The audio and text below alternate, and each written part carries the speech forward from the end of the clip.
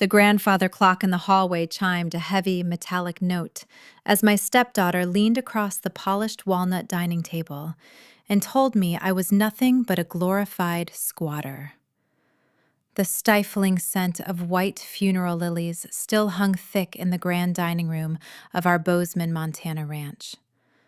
My husband, Donovan, had been buried exactly 48 hours ago.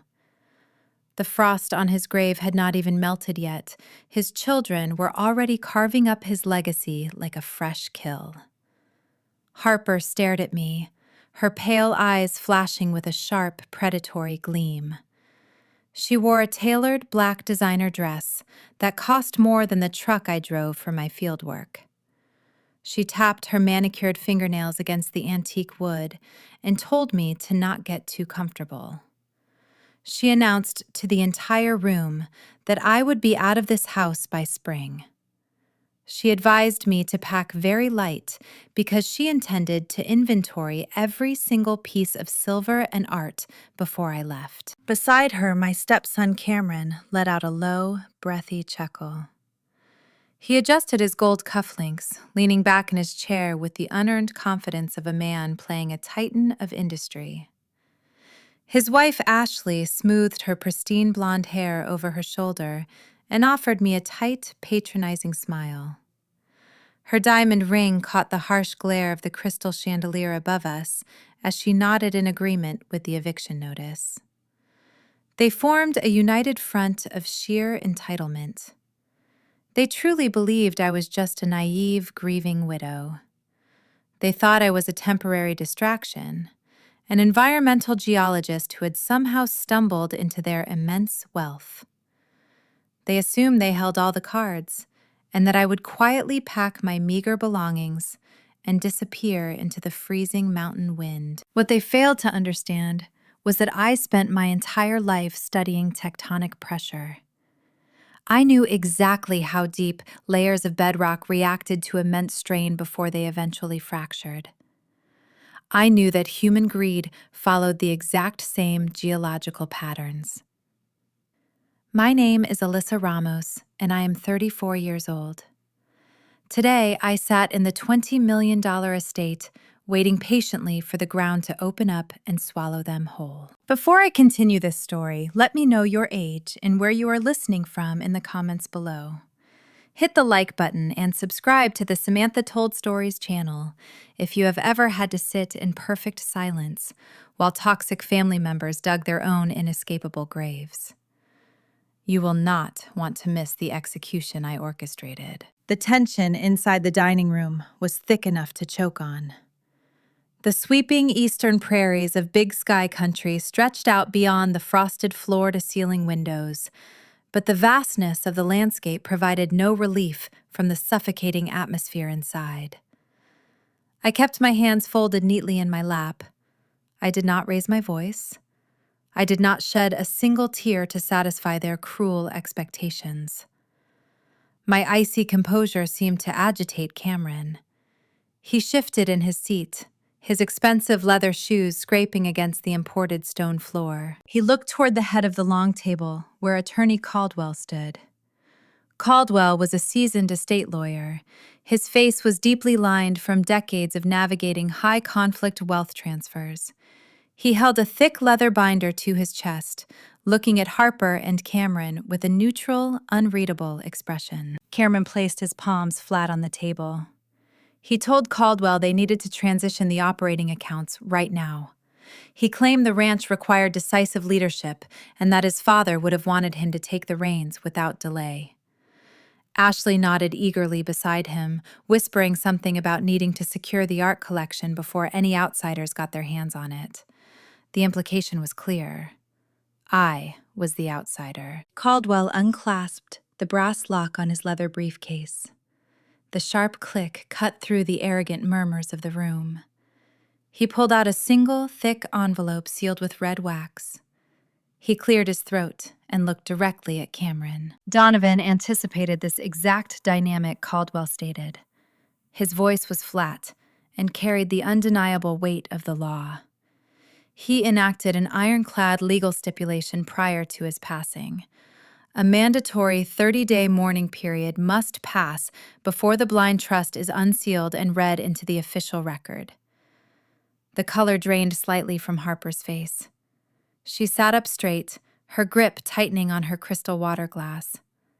She demanded to know what a mourning period meant for their access to the funds. "It means the timeline is set in stone," Caldwell replied. He slid the heavy envelope back into his briefcase. Donovan wanted to see exactly how his heirs would behave when they thought the dust had settled. "The estate remains frozen until the 30 days conclude.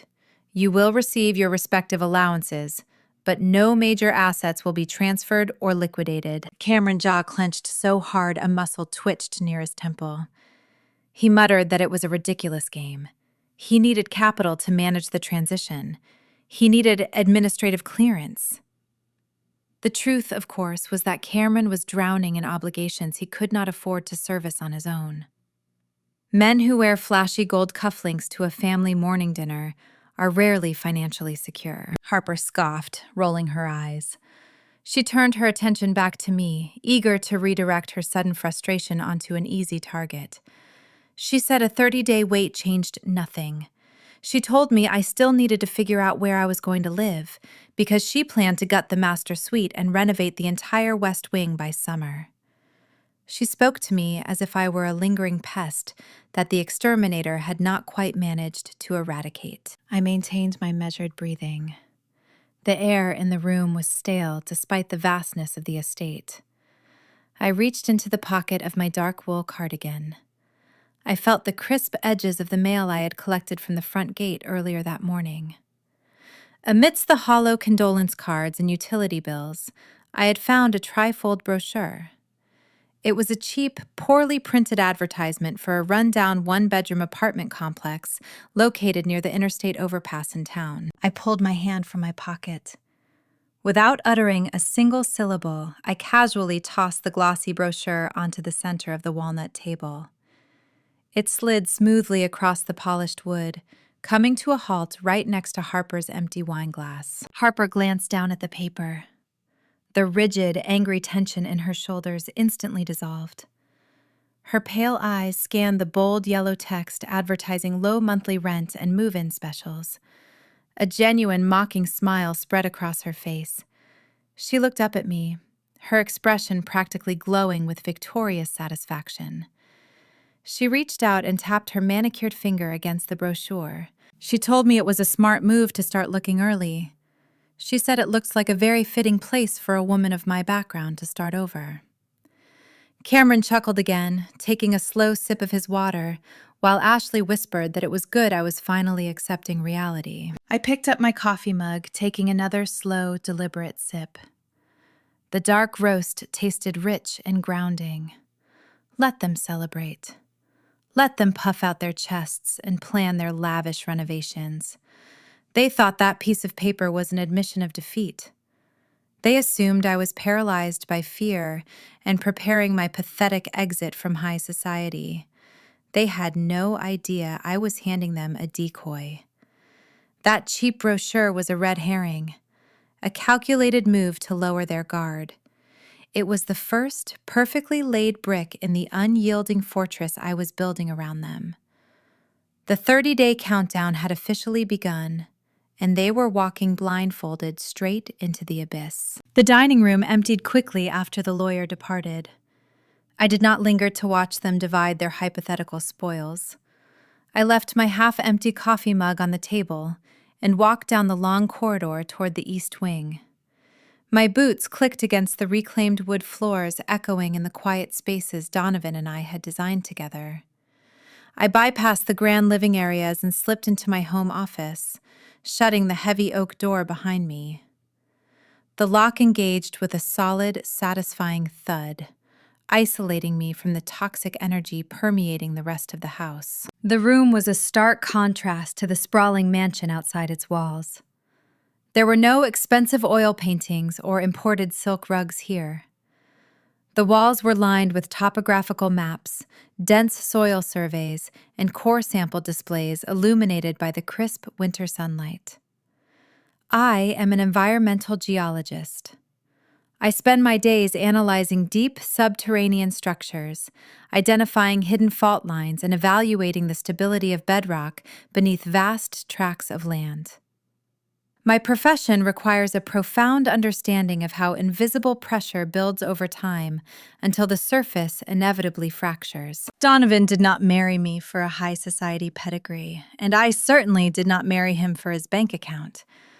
We bonded over the rugged, untamed spirit of Big Sky country. He respected my intellect, and I loved his deep connection to the Montana soil. While his children attended elite boarding schools and spent their weekends racking up charges at luxury ski resorts, I was out in the freezing rain charting mineral deposits. That fundamental difference in character dictated everything unfolding today. They mistook my stoic silence at the dining table for weakness. They assumed a woman who preferred flannel and field boots was intellectually inferior to their polished country club aesthetic. They failed to realize that a geologist thrives under immense, crushing pressure. Down the hall, the muffled sound of Harper and her piercing voice drifted through the thick drywall. She was already pacing through the master suite, barking orders into her cell phone. I could hear the distinct sound of a measuring tape snapping back into its plastic casing. She was talking to a luxury interior designer in Los Angeles, ordering custom Italian leather furniture and imported marble vanity sets for the bathroom she intended to occupy. She demanded expedited shipping, complaining that the current rustic decor was entirely unsuitable for her refined tastes. She spoke with the breezy entitlement of a woman who firmly believed her inheritance was already sitting safely in her checking account. I ignored her superficial chatter and sat down at my expansive mahogany desk.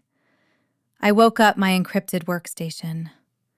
While the stepchildren obsessed over velvet curtains and designer rugs, I focused on the invisible architecture that actually held the estate together. I possess an intricate understanding of convoluted corporate structures, a skill developed by tracing obscure mineral rights deeds across dozens of shell companies. I cracked my knuckles and initiated a silent, devastating digital lockdown. I started with my personal assets. I severed every digital link between my private accounts and the ranch general operating funds. I rerouted my consulting income into a newly established, secure trust, verifying that the firewalls were impenetrable. I changed the access protocols utilizing randomized alphanumeric sequences that no one in that toxic bloodline could ever guess. I was effectively drawing a moat around my livelihood, ensuring that regardless of what happened during the 30-day mourning period, my foundation remained rock solid. As I finished securing my personal portfolio, a sharp, distinct chime echoed from the secondary monitor sitting on the corner of my desk. It was an automated security alert generated by the ranch primary back-end server. I leaned forward, my eyes scanning the cascading lines of data illuminating the dark screen. Someone was actively attempting to breach the master financial accounts. The Internet Protocol address pinged directly from the guest network in the west wing of the house. Cameron was not wasting a single second. Driven by a ravenous hunger for liquid cash, he was sitting in one of the guest bedrooms trying to force his way into the estate operating funds. I watched his digital footprint stumble through the login portal. He tried using his late father's birth date. Access denied. He tried his own name followed by the year the ranch was founded. Access denied. He then attempted to initiate a password reset claiming executive privilege. A cold, predatory smile tugged at the corners of my mouth. Cameron presented himself to the world as a sophisticated financial player, boasting about his investments and his elite connections. Yet his approach to corporate cybersecurity was pathetic. The automated system prompted him for a secondary administrative authorization code, an encrypted key that only 2 people on Earth possessed. Donovan was gone, which meant I was the only person holding the master override. I sat in the quiet comfort of my office, watching the little red error messages pile up on his screen. The system locked him out permanently after his fifth failed attempt, freezing his terminal for suspicious activity. He was a rat trapped in a digital maze, frantically searching for a piece of cheese that had already been removed. The crunch of heavy tires rolling over fresh packed snow drew my attention away from the glowing monitors. I stood up and walked over to the large, frost-tinged window overlooking the circular driveway. The sweeping eastern prairies stretched out in the distance, a beautiful, stark expanse of white beneath the pale winter sun. Pulling up right to the front steps was a brand-new, immaculate Mercedes G-Wagon. The vehicle gleamed with an offensive level of luxury, a jarring anomaly against the rugged frontier backdrop. The driver door swung open and Harper stepped out. She wore knee-high designer boots and a fur-trimmed coat, tossing her keys to a bewildered estate groundskeeper who happened to be walking past. She pulled out her smartphone, extending her arm to capture the perfect angle of herself, posing against the pristine hood of the six-figure machine. She filmed a video for her followers, boasting about her upgraded lifestyle and the perks of her incoming real estate empire. I leaned against the cold glass, analyzing the scene with forensic detachment. The 30-day mourning period had barely begun. The trust remained sealed. No legitimate bank would ever issue a loan of that magnitude without verified proof of liquid collateral. Harper had secured that vehicle using a predatory, high-interest credit line. She likely showed the dealership a copy of an outdated will or leveraged her last name to convince a sleazy broker that a substantial windfall was imminent. I took a long, slow sip of my coffee, letting the rich, dark flavor coat my tongue. They were spending ghosts. They were signing binding financial contracts based on an inheritance that existed solely in their own arrogant imaginations. Every single dollar they borrowed, every custom Italian sofa they ordered, and every luxury vehicle they parked in my driveway was trapping them deeper inside an inescapable mountain of debt. They thought they were punishing me by asserting their dominance. They failed to realize they were eagerly wrapping the noose around their own necks and handing me the rope. I turned back to my desk as another notification flashed across my screen. This one was not a clumsy login attempt. It was an intercepted email tagged with high-priority routing indicators originating from an outside real estate brokerage. The sender was Troy, a slick opportunist currently engaged to Harper. The subject line referenced an expedited transfer of mineral rights. The petty domestic squabbles over master bedrooms and flashy cars were merely a distraction. A much darker, more calculated threat was gathering on the horizon, and the real war was just beginning. The sharp crunch of tires on the frosted gravel outside my window broke my concentration. A sleek, rented luxury sedan pulled up alongside Harper and her newly acquired vehicle. The driver door swung open and out stepped Troy. He wore a fitted designer suit far too thin for the biting Montana wind and shielded his eyes behind expensive aviator sunglasses. He was Harper's fiancé and a slick real estate broker from coastal California who operated with the moral flexibility of a starving shark. He hurried up the front steps, rubbing his hands together to ward off the chill. Harper threw open the front doors and wrapped her arms around his neck. Troy returned the embrace, but his gaze immediately drifted over her shoulder. I watched his eyes scan the towering vaulted ceilings and the imported timber beams. He was not looking at a grieving partner or a future wife. He was rapidly calculating square footage and estimating market value. Troy specialized in distressed high-end properties. He built his career circling vulnerable families during divorces and sudden deaths, swooping in to secure premium assets for pennies on the dollar. He smelled blood in the water the moment Donovan passed away. I turned away from the window and focused on the intercepted email glowing brightly on my secondary monitor. The message had been flagged by the security perimeter I established around the ranch network earlier that morning.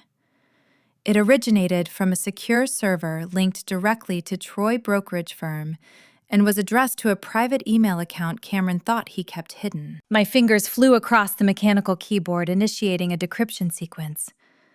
I might prefer the solitude of fieldwork, but mapping subterranean mineral deposits requires extensive use of advanced data modeling software. Bypassing a standard commercial encryption key took me less than 3 minutes.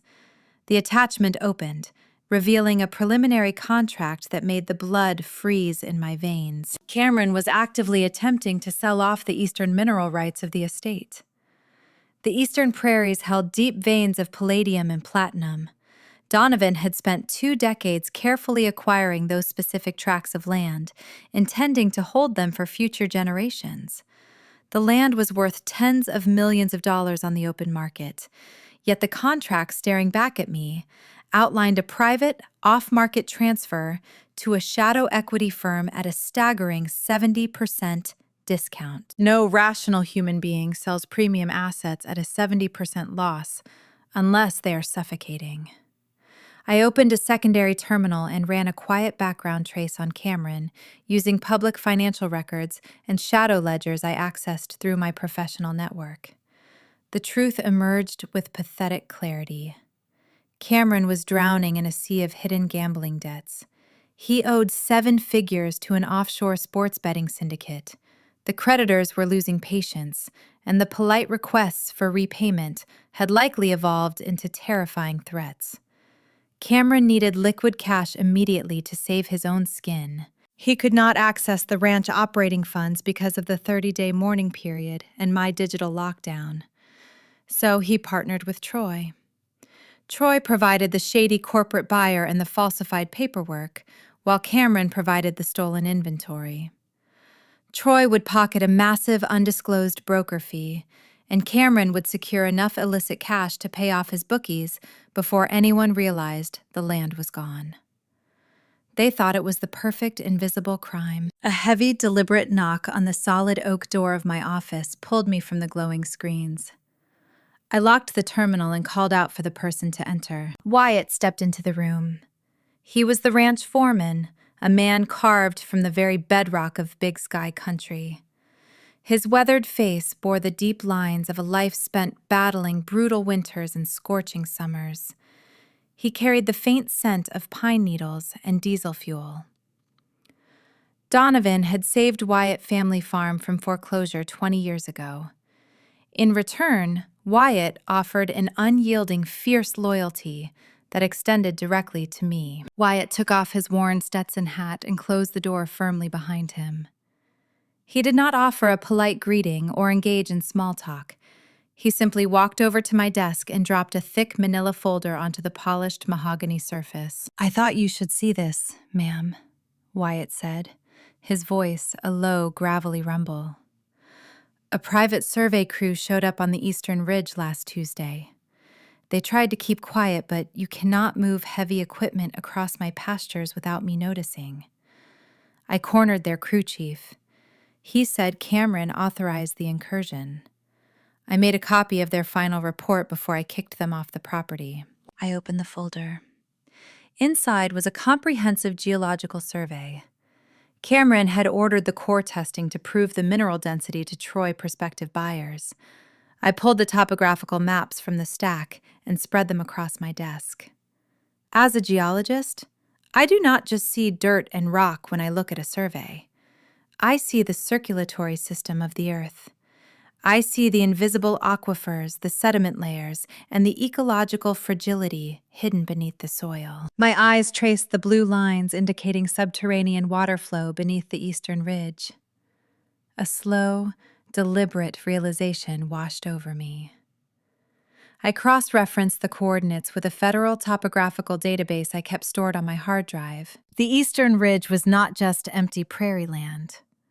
The specific tract Cameron was attempting to sell fed directly into the primary river system supplying water to the surrounding agricultural valleys. It was a federally designated and protected watershed. Donovan knew this, which was why he never allowed commercial mining equipment anywhere near that perimeter. I stared at the paperwork, the sheer magnitude of Cameron ignorance crystallizing into a lethal weapon. Selling protected watershed territory for industrial mining operations requires rigorous federal disclosures, environmental impact studies, and explicit government approval. Transferring the deed without those disclosures, while intentionally concealing the land protected status, is a severe violation of the Clean Water Act. If Cameron signed that fraudulent contract and accepted the escrow funds, he would not just be committing local real estate fraud against the family trust. He would be committing a federal environmental felony. The moment the buyers attempted to break ground, the Environmental Protection Agency and the Federal Bureau of Investigation would descend upon the transaction. The penalties for orchestrating such a scheme involved crushing fines and mandatory federal prison sentences. This was my Chekhov gun, resting quietly on the mahogany desk. I did not need to fight Cameron over family inheritance laws. He was eagerly building a federal indictment and handing me the match to light the fuse. I looked up at Wyatt. The foreman stood perfectly still, watching my eyes track across the maps. He knew I found something significant. "Put this back in the main filing cabinet, Wyatt," I instructed, sliding the documents back into the manila folder. "Act like you never intercepted it. If Cameron asks about the surveyors, tell him you assume they were just checking the boundary lines." Wyatt furrowed his brow, his calloused hands resting on his leather belt. "You are going to let him sell the Eastern Ridge? He is trying to steal your husband's legacy right out from under you." I leaned back in my chair, tapping my pen against the edge of the desk. "I am not going to let him sell anything, Wyatt. But I am going to let him believe he can. I need him to sign the final paperwork. I need Troy to broker the deal. When people are determined to destroy themselves, the most dangerous thing you can do is interrupt their process. We are going to smile and let the boys play real estate." Wyatt studied my face for a long moment. A slow, knowing glint appeared in his dark eyes. He understood the terrain we were navigating. It was not a battle of loud shouting matches in the foyer. It was a silent waiting game, watching the prey walk willingly into the snare. He picked up the folder, tipped his hat respectfully, and slipped out of the office as quietly as he arrived. I turned my attention back to the window. Outside, Troy was loading Harper luggage into the back of his rented sedan. Ashley stood on the pristine front porch, wrapped in an extravagant designer shawl, checking her reflection in her phone screen. I opened the shared family calendar app on my desktop. Ashley had boldly blocked out the entire evening for the annual Bozeman charity auction. She and Harper were preparing to make their grand public debut as the new reigning matriarchs of the estate. They were eager to parade their fabricated wealth in front of the local high society, and I knew they intended to use my presence at the event as the ultimate punchline to their cruel joke. The battlefield was shifting from digital contracts to social warfare, and I needed to select the perfect outfit for my own public humiliation. The grand ballroom of the Yellowstone Country Club was bathed in the warm amber glow of crystal chandeliers. Outside the towering glass windows, a fierce Montana blizzard whipped across the manicured golf course, burying the pristine landscape under feet of relentless snow. Inside, the air was thick with the scent of expensive cedarwood, roasted tenderloin, and the desperate perfume of social climbers. This was the annual Bozeman Winter Charity Gala, an elite gathering where the wealthiest families in the state came to outspend each other under the guise of philanthropy. I arrived alone, wearing a tailored navy wool sheath dress, devoid of any flashy sequins or plunging necklines. I prefer garments that offer structure and utility over loud demands for attention. My jewelry consisted only of the simple platinum wedding band Donovan had placed on my finger. As I checked my wool coat near the grand foyer, the distinct, sharp laughter of my stepdaughter echoed from the main bar. Harper stood at the epicenter of a crowded circle, wearing a backless crimson gown that swept across the polished hardwood floor. Beside her, Ashley held court. My stepson wife had dressed for a coronation rather than a charity event. She wore a heavy silver beaded dress and gripped a flute of vintage champagne with manicured fingers. Ashley hailed from a minor regional car dealership family over in Billings. She had spent her entire adult life clawing her way toward generational wealth, viewing her marriage to Cameron as her ultimate ticket into the uppermost echelon of society. The moment I stepped into the ballroom, the atmospheric pressure shifted. Conversations died abruptly. Eyes darted in my direction before swiftly averting to stare at the floral centerpieces. Ashley leaned close to a prominent local socialite, raising her hand to shield her mouth while she whispered. She made sure her gaze remained fixed entirely on me while she spoke. I did not need to read her lips to know the narrative she was spinning. She was painting the picture of a destitute gold digger, a pathetic widow who had been abruptly cut off from the family fortune and was now desperately clinging to the fringes of high society. The socialite listened to Ashley, then cast a pitying, condescending look in my direction before taking a deliberate step away from me. It was a calculated social excommunication, designed to break my spirit. They wanted me to feel isolated, shamed, and humiliated in front of the town's most influential figures. I walked past their crowded table without breaking my stride. I approached the quietest corner of the ballroom and ordered a glass of sparkling water with a twist of lime. A geologist understands that erosion is a slow, quiet process. Water and time can level the tallest mountain peak. The vicious whispers circulating the room were nothing but wind against solid granite. Their social warfare required my emotional participation to inflict any actual damage, and I refused to give them a single ounce of reaction. An hour later, the host of the evening stepped up to the polished podium, tapping the microphone to capture the attention of the glittering crowd. The live auction portion of the gala was the main event. Waiters circled the room, topping off champagne glasses to loosen the inhibitions and open the checkbooks of the wealthy attendees. I leaned against a tall cocktail table, rolling the cold condensation of my water glass between my palms. The auctioneer moved swiftly through a series of premium ski packages and guided fly fishing trips. Then the lights dimmed slightly, and a spotlight illuminated a black velvet display bust resting on a rotating pedestal. Resting against the dark fabric was a breathtaking diamond tennis necklace. The stones were flawless, catching the harsh spotlight and fracturing it into 1,000 brilliant sparks. The auctioneer announced the starting bid at $10,000. Several paddles shot up around the room. The price climbed rapidly, reaching $15,000, then $20,000. At the center table, Ashley thrust her numbered paddle high into the air. She did not just bid, she made a theatrical spectacle of the moment. She turned her body, ensuring the entire room could see her. $25,000, Ashley called out, her voice slicing clearly through the elegant murmurs of the crowd. The auctioneer paused, acknowledging her bid with a respectful nod. He asked if there were any other challengers in the room. Silence fell over the attendees. Ashley lowered her paddle and let out a triumphant laugh.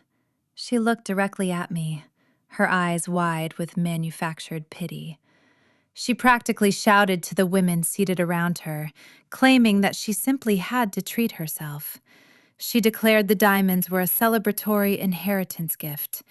She then added a cruel, pointed remark about how tragic it was that some women showed up to a high society gala wearing drab, uninspired clothing because they lacked the funds to properly accessorize. A few uncomfortable chuckles rippled through her immediate circle.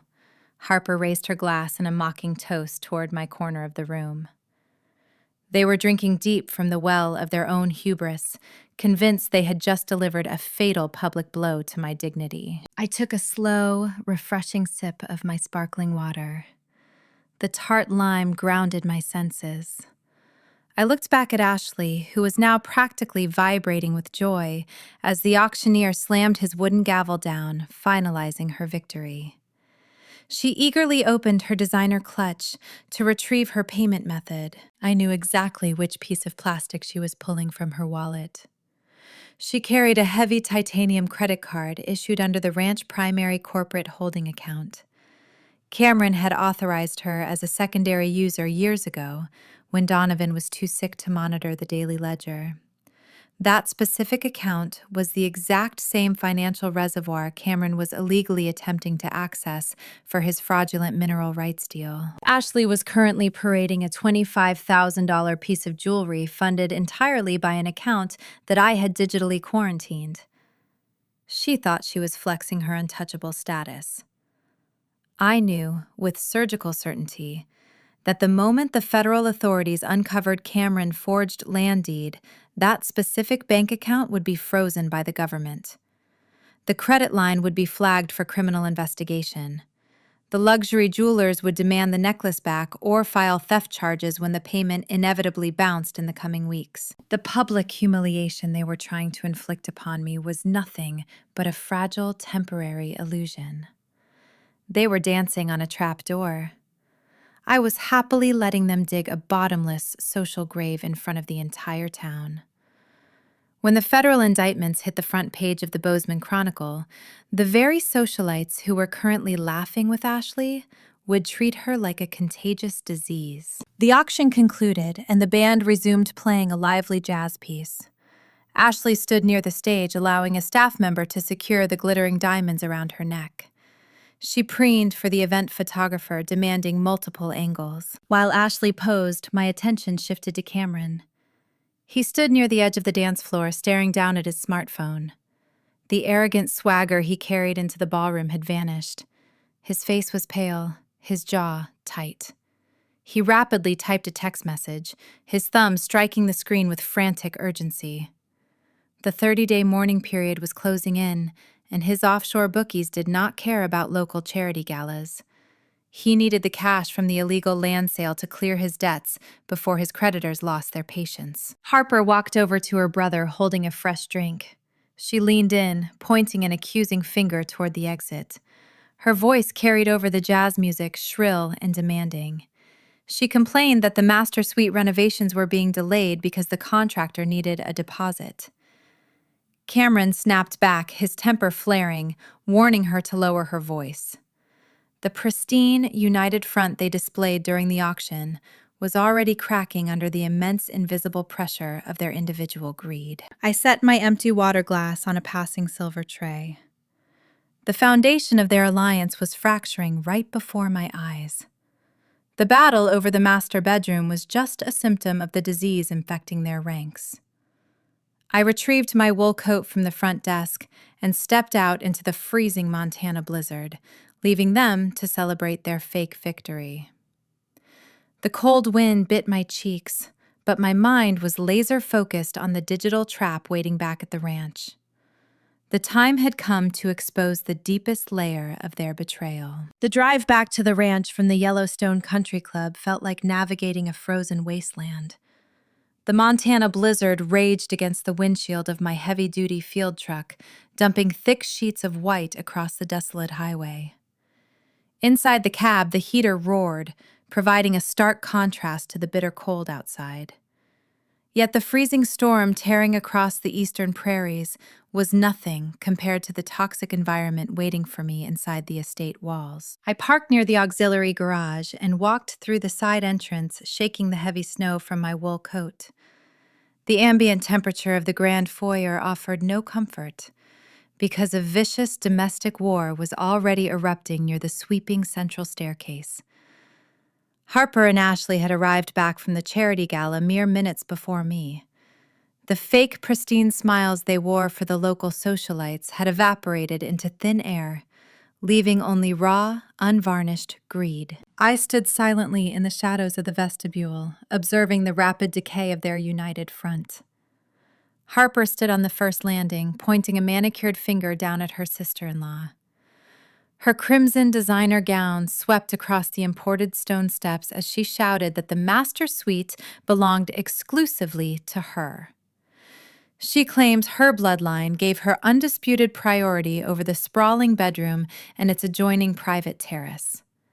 She demanded Ashley vacate the West Wing by the end of the week because the custom Italian leather furniture she ordered was scheduled for delivery. Ashley stood her ground at the base of the stairs, clutching her designer evening bag.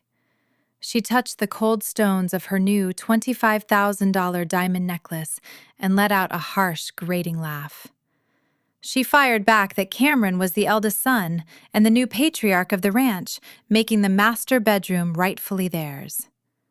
She insulted Harper, calling her a spoiled child playing pretend with a slick real estate broker who only wanted a cut of the inheritance. The loud, shrill voices echoed off the vaulted ceilings, shattering the quiet dignity of Donovan legacy. When scavengers fight over stolen goods, they become careless and blind to their surroundings. The heavy oak doors of the drawing room swung open with a resounding thud. Cameron stumbled into the foyer, holding a crystal tumbler of amber liquid. His tailored suit jacket was discarded, and his silk tie hung loosely around his neck. He looked ragged and frantic. Sweat beaded on his pale forehead, despite the drafty chill of the mansion. He yelled at both women to shut their mouths, his voice cracking under immense invisible strain. He told them a bedroom assignment was meaningless if they could not afford to pay the property taxes next month. His outburst was a stark revelation showing the deep cracks in his manufactured facade. He needed liquidity, and he needed it before the sun rose. The crushing weight of his hidden offshore gambling debts was suffocating him. He did not care about Italian furniture or diamond necklaces. He only cared about surviving the impending wrath of his creditors. Cameron stormed back into the study, slamming the door shut. Harper let out a frustrated shriek and stomped up the stairs. Ashley stood alone in the foyer, gripping her diamonds tightly, her chest heaving with silent fury. I slipped past the vestibule unnoticed and walked swiftly down the long corridor toward my secure home office. I stepped inside and locked the heavy door, letting the quiet solitude of the room wash over me. I sat down at my mahogany desk and woke up the encrypted workstation. Cameron was acting like a cornered animal, and desperate men leave unmistakable digital footprints. He needed that illegal land sale to clear immediately. Using the master administrative network override, I bypassed the superficial firewalls Cameron thought protected his personal devices on the guest network. A geologist learns early in their career how to isolate a specific seismic anomaly within a vast ocean of data. The network trace took me less than 3 minutes to execute. I accessed his outgoing server and opened his sent folder. I found an email transmitted to Troy just 2 hours ago, sent right from the country club while Cameron was hiding near the dance floor. The attachment was a heavy document file labeled Final Transfer Deed. I clicked the secure icon and opened the file on my secondary monitor. It was the formal legal contract authorizing the sale of the Eastern mineral rights. I scrolled past the dense legal jargon detailing the specific acreage and the mineral density reports. I reached the final signature page at the bottom of the document. Resting on the digital line was Donovan's signature. My breath caught in my throat for a fraction of a second. I leaned closer to the high-resolution screen studying the blue ink. It was a flawless forgery. Cameron had captured the exact, distinct loop of his father's first initial and the sharp, rigid slant of his last name. It was a desperate, meticulous crime. I checked the timestamp next to the forged signature. Cameron had backdated the document to exactly 7 days before Donovan died. He was attempting to bypass the 30-day mourning period and circumvent the probate court entirely by claiming the sale was legally authorized while his father was still alive and sound of mind. He was trying to erase the estate freeze through sheer documentary deception. I scrolled back to the top of the contract to examine the buyer information. I needed to know exactly which predatory private equity firm was willing to wire $2 million in non-refundable escrow for a rushed land deal without conducting proper environmental surveys. I read the name of the purchasing entity printed in bold black text across the header. Summit Crest Holdings. I froze, staring blankly at the glowing monitor. The quiet hum of the computer fan filled the silence of my office. A deep, genuine laugh bubbled up from my chest, escaping my lips in a soft, rhythmic sound. The irony was so profound it bordered on cinematic poetry. Summit Crest Holdings was not a ruthless corporate conglomerate from the coast. It was a blind shell company I had personally established 5 years ago. I created it with my own independent consulting wealth to quietly purchase and protect vulnerable ecological tracts across Big Sky country. My goal was always to ensure industrial mining operations never destroyed the natural aquifer supplying the local farming communities. I was the anonymous sole director of the entire holding firm. Troy, the opportunistic real estate broker, had searched the dark web and private corporate registries for buyers willing to close quickly on distressed assets. He found my shell company entirely unaware that its immense cash reserves were designated strictly for environmental conservation. My own proxy lawyers, operating under blind instructions to acquire local mineral rights, had received Troy's offer and eagerly agreed to the staggering 70% discount. I sat back in my ergonomic leather chair, letting the full scope of the situation settle into my mind. Cameron was literally committing federal wire fraud, felony forgery, and severe environmental violations to illegally sell my own land back to me. He was handing over the keys to his own destruction, assuming the buyer was a faceless corporation that would ask no questions. The snare was now positioned with lethal perfection. The contract was signed, the forgery was documented, and the transmission across state lines was digitally logged. All I had to do was wait for the escrow funds to clear, to cement the federal crime permanently. However, Cameron was growing increasingly paranoid.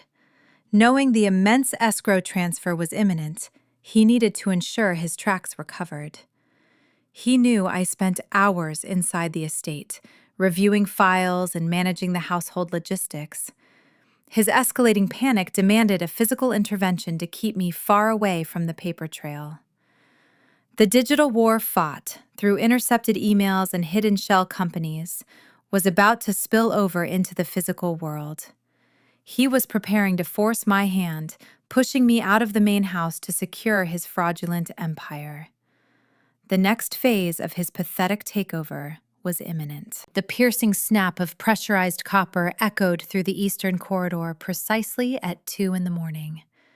The unmistakable rush of freezing water followed instantly, drowning out the steady howling of the Montana winter wind outside. I threw back my heavy quilt and stepped out of bed. The icy chill of a flooded hardwood floor seeped right through my socks, sending a sharp jolt of adrenaline up my spine. The main plumbing line feeding my private residential wing had ruptured. The distinct metallic smell of damp plaster and freezing standing water quickly filled the stagnant air. This was no natural infrastructure failure. As an environmental geologist, I spend my career analyzing fluid dynamics and subterranean pressure variations. Commercial-grade pipes inside a meticulously maintained $20 million estate do not simply burst in a localized, targeted sector without deliberate external force. Cameron had taken a heavy wrench to the basement utility junction. The sheer desperation of his impending federal wire fraud pushed him to commit amateur physical vandalism. He needed me out of the main house to secure his operational privacy. Footsteps splashed heavily down the hallway a few minutes later. Cameron arrived, wearing a silk robe and feigning profound shock. He shined a bright tactical flashlight against the ruined drywall, shaking his head and offering a theatrical sigh of pity. He declared the entire East Wing a severe biohazard. He stated the structural integrity was compromised and the risk of toxic mold was far too high for me to remain in the vicinity. Harper stood at the end of the dry corridor, a smug, self-satisfied smirk resting effortlessly on her face. She suggested I relocate to the old hunting cabin situated on the far northern edge of the property until contractors could arrive to assess the damage. That specific cabin was a rustic, uninsulated timber structure miles away from the main estate, buried deep beneath towering snowdrifts. They viewed this forced relocation as the ultimate banishment. They thought this icy prison would break my spirit and physically isolate me from the central operations of the ranch. I did not argue. I did not shed a single tear over the ruined antique rugs or the flooded mahogany baseboards. I nodded slowly, playing the role of the defeated, exhausted widow perfectly. I packed 2 heavy canvas duffel bags with my professional field gear, thick wool sweaters, and my encrypted hardware. The walk to the remote cabin was a brutal trek through blinding white flurries. The untamed frontier spirit of Big Sky country is unforgiving during the dark hours of winter. The wind howled fiercely through the glaciated peaks of the Rocky Mountains, dropping the ambient temperature well below zero. My stepchildren peered through the heated glass windows of the warm mansion, watching me trudge through the knee-deep snow. They truly thought the harsh elements would crush my resolve. They failed to comprehend that my entire professional career was built in the harsh wilderness. I am a woman who thrives charting sub-zero glacial shifts and drilling core samples in the middle of raging blizzards. The freezing timber cabin was not a punishment. It was a homecoming. I unlocked the heavy wooden door of the cabin and struck a long match, lighting the cast-iron wood stove resting in the corner. The rich, familiar scent of burning pine filled the small, single-room structure. As the fire crackled and slowly chased the frost from the window panes, I unpacked my electronic equipment. Free from the constant surveillance of my greedy in-laws, I possessed the ultimate secure environment. I assembled a portable satellite uplink. This was a highly specialized piece of hardware I frequently utilized during remote excavation projects deep in the mountains. I established a localized encrypted network that bypassed the estate-compromised internet router entirely. Sitting at a scarred wooden table wrapped in a thick wool blanket, I became a digital ghost. The isolation provided the precise tactical advantage I required to finalize my trap. Cameron believed he had successfully sidelined me, securing the privacy he needed to broker his illegal land deal with Troy. He did not realize my banishment allowed me to directly engage the highest levels of federal law enforcement without any risk of detection. I initiated a secure digital handshake with my corporate legal team and a designated contact within the Environmental Crimes Task Force. I transmitted the preliminary evidence package through the encrypted channel. The dense digital file included the backdated signature, the fake watershed surveys, and the digital routing numbers for the offshore shell company Troy was utilizing. The federal agents reviewed the data transmission within minutes. The response flashing on my screen was brief, clinical, and loaded with lethal promise. They confirmed their jurisdiction over the protected watershed. They verified the felony status of the impending wire transfer. The snare was officially recognized by the United States government. The authorities now possessed the precise blueprint of the crime. I watched the orange flames dance inside the iron stove, sipping hot black tea from a tin thermos. The quiet serenity of the snow-covered pines outside my window stood in sharp, stark contrast to the impending legal storm gathering over the main house. I had handed the authorities the exact weapon needed to destroy my stepson.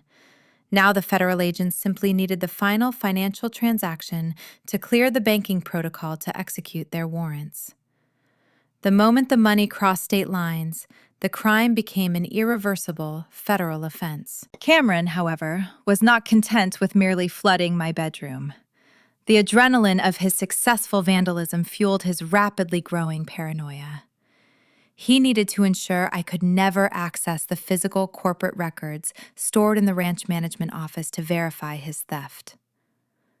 As the morning sun crested the jagged mountain peaks, casting a pale golden light over the frozen eastern prairies, my phone buzzed with a localized security alert. Cameron was moving again. He was bringing in outside contractors to alter the physical security of the estate, preparing to cross a threshold that would legally cement his doom. He thought he was locking me out of the family business. He had no idea he was throwing away the only key that could save him from a prison cell. The final lock was turning, and the endgame was officially in motion. The sun crested the jagged peaks of the Rocky Mountains, casting a brilliant, blinding light across the frozen eastern prairies. Inside the remote timber cabin, the cast iron stove radiated a steady, comforting heat. I sat at the scarred wooden table, wrapping my hands around a ceramic mug of black coffee. The satellite uplink hummed softly beside my encrypted laptop, providing an invisible tether to the outside world. My physical exile was intended to break my spirit, but it only sharpened my focus. A sharp chime resonated from my secondary monitor. It was a proximity alert generated by the internal security grid of the main estate. I set my coffee down and engaged the remote surveillance application. The high-definition camera feed materialized on my screen, displaying the heavy oak doors of the ranch management office. Cameron strode into the frame, followed closely by a man wearing a stained canvas jacket and carrying a heavy toolbox. My stepson had hired a discount locksmith from town to bypass the biometric security lock Donovan had installed years ago. Cameron always favored the cheapest, fastest route to any destination. He spent his 20s launching half-baked tech startups funded exclusively by his father, never once staying late to do the grueling labor required to build a sustainable business. He craved the pristine optics of success without ever enduring the friction of actual work. I watched the locksmith fire up a power drill, boring directly into the expensive electronic keypad. Metal shavings fell onto the imported Persian rug. Cameron stood nervously in the hallway, checking his expensive watch every few seconds. He needed access to the physical filing cabinets inside the room to legitimize his impending illegal transaction. The locksmith finished his destructive task and installed a basic deadbolt, handing a pair of cheap brass keys to my stepson. Cameron paid the man in cash and shooed him away quickly. He stepped into the management office and locked the new deadbolt behind him. He let out a long breath, clearly believing he had successfully secured the perimeter. He thought he had severed my access to the heart of the business. He failed to realize the surveillance cameras were hardwired into an independent closed-circuit grid hidden deep within the structural blueprints of the mansion. The lenses were concealed inside the smoke detectors and the ventilation grates invisible to an untrained eye. I possessed the master digital override. I had front-row tickets to his private desperation. Cameron rushed over to the heavy steel floor safe tucked beneath the window. His hands were visibly shaking as he knelt on the floor. He spun the combination dial, fumbling the sequence twice before the heavy bolts finally clicked open. He reached inside and extracted a stack of official corporate letterheads and the leather-bound binders containing the authentic environmental assessments of the estate. I zoomed the camera lens in on his face, capturing the beads of sweat forming along his brow. He placed the authentic documents on the desk and pulled a wrinkled manila folder from his own jacket pocket. Inside his folder were the fabricated surveys provided by Troy, the slick real estate broker. The contrast between the two sets of documents was stark. The legitimate binders detailed the fragile ecological balance of the eastern ridge, identifying the precise locations of the federally protected aquifers. Troy's forged survey omitted those critical subterranean waterways entirely, presenting the land as barren rock, ready for industrial exploitation. Cameron hastily swapped the authentic pages for the fabricated ones. He was sweating profusely, driven by the terrifying pressure of his offshore gambling debts. His creditors were circling, and the imaginary deadline in his mind pushed him to abandon any lingering shred of caution. He sat down in Donovan's heavy leather chair and opened his personal laptop, connecting to the unsecure guest network. I traced his data packets in real time through my encrypted terminal. He was accessing the digital escrow portal managed by Troy brokerage firm. Cameron retrieved the forged land deed from his briefcase. The document bore the faked signature of his late father, backdated to a week prior to the funeral. He scanned the fraudulent deed alongside the fake watershed surveys, creating a single, comprehensive digital file. This was the precise threshold. Submitting those documents across a digital network to secure a financial transaction constituted a severe federal offense. The moment the file hit the offshore server, the crime would transform from a pathetic domestic dispute into irrefutable wire fraud. Furthermore, by intentionally concealing the protected status of the land to finalize an industrial sale, he was codifying a catastrophic environmental felony. My breath caught in my throat as I watched his cursor hover over the submission button on the portal interface. A weak person might have intervened. A frightened widow might have called the local sheriff to stop him before he ruined his life. But I am an environmental geologist. I understand that when a corrupt structure is unstable, you do not prop it up. You step back and let gravity do the work. I did not touch my keyboard. I sat in perfect silence, letting the fire crackle in the background. Cameron pressed the enter key. The progress bar appeared on my intercepted data feed. It filled with rapid, relentless speed. The transmission completed. The forged contract and the fake ecological reports traveled across state lines, landing securely in the escrow account of my own conservation shell company. The ink was now perfectly dry. The crime was legally irreversible. I initiated a screen capture sequence on my surveillance software, recording Cameron relieved posture in crystal clear high definition. He leaned back in his father chair, wiping his forehead with the back of his sleeve. He smiled a hollow, desperate expression, thinking he had just saved his own skin. I saved the video file, embedding the digital timestamp into the metadata to seal the evidentiary package for the authorities. Cameron gathered his belongings and left the office, turning his new cheap brass key in the deadbolt. He strode down the hallway with renewed, arrogant swagger. He believed he had conquered the empire. He had no idea he had just locked himself firmly inside a federal prison cell. With the documents submitted and the illusion of immense wealth seemingly secured, the atmosphere within the main house shifted from tense desperation to euphoric celebration. The stepchildren decided it was time to flaunt their impending victory to the outside world. Troy and Harper began drafting invitations for a lavish event intending to showcase their new dominance over the estate. They wanted to throw a spectacular gathering right in the heart of the mansion, while they believed I was freezing in exile. Their unearned confidence set the perfect stage for the next phase of my quiet, lethal strategy. The Montana morning air was brittle, holding a deep, biting chill that settled into the timber of the old guest cabin. I sat on the frozen wooden porch, wrapped in a thick wool blanket, holding a ceramic mug of steaming dark roast coffee. The steam rose in tight wisps, disappearing instantly into the frigid atmosphere. Down in the valley, the main estate buzzed with frantic, shallow energy. A line of luxury vehicles crawled up the winding snow-packed driveway.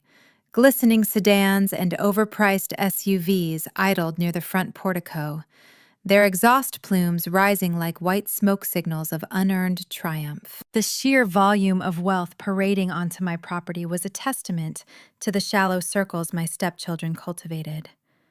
They surrounded themselves with people who valued zip codes over character. Harper and Troy were throwing a victory brunch. They framed it as a gathering to honor Donovan, but every local socialite stepping out of those heated leather seats knew the truth. This was a coronation. Harper had decided my physical removal to the remote cabin signaled her total victory. She intended to parade her perceived dominance in front of the Bozeman elite, cementing her status as the new matriarch of the ranch. Troy directed the valet parking from the front steps wearing a cashmere sweater that looked utterly ridiculous against the rugged mountain backdrop. He grew up navigating the cutthroat suburban real estate markets of Southern California, flipping overpriced properties using other people's money. He was a predator who sought out easy marks, possessing a sharp smile and a hollow core. He assumed a Montana ranch was just another distressed asset waiting to be stripped and sold to the highest bidder.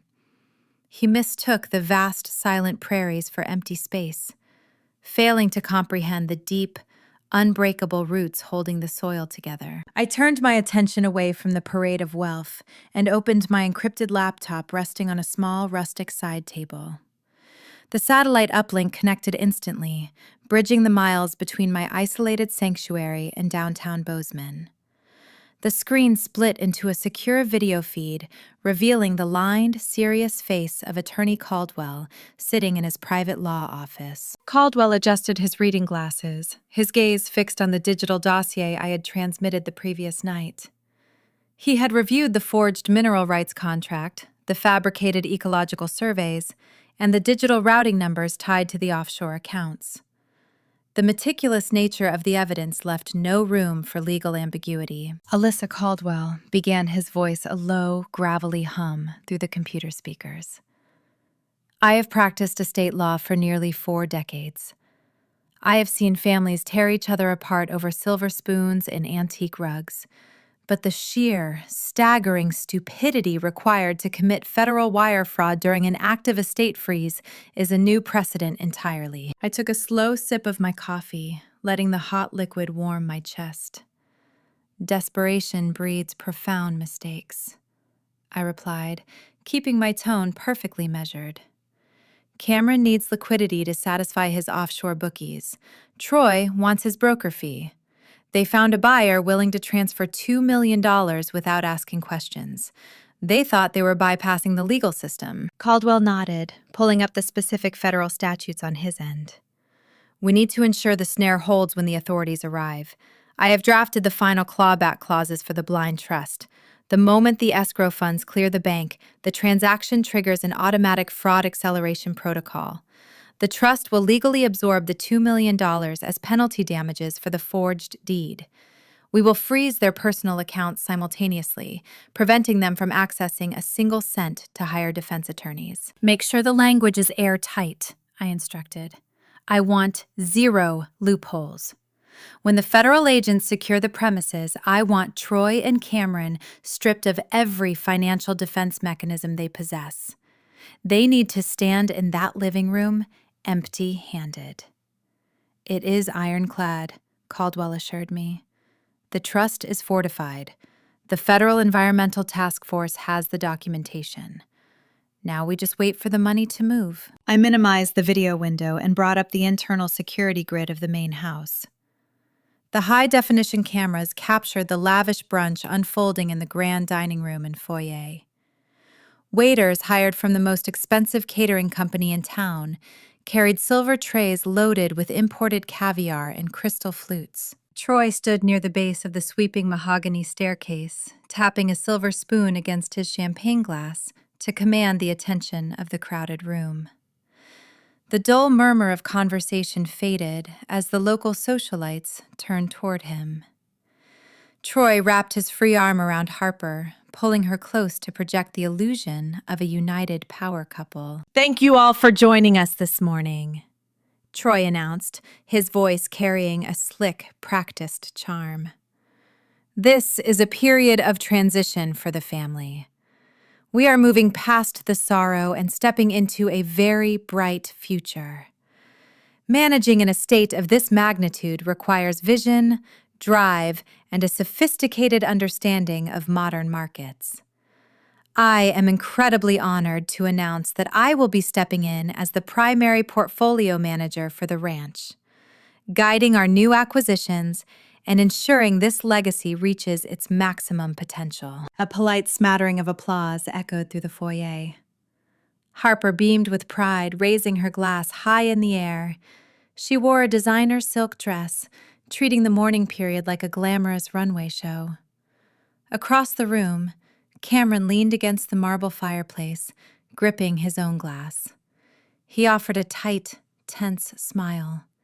He tolerated Troy grandstanding because he needed the real estate broker to finalize the offshore transaction. Ashley stood next to Cameron, dripping in her unpaid diamond jewelry, whispering loudly to a local judge wife about their impending ski chalet purchase in Aspen. Troy spoke with the cadence of a motivational speaker selling snake oil to a desperate crowd. He promised the gathered guests that the eastern prairies would soon see unprecedented development. He painted a picture of industrial expansion stripping away the natural beauty of Big Sky country to erect commercial processing facilities. He hinted at lucrative contracts on the horizon, winking at a few local investors in the crowd.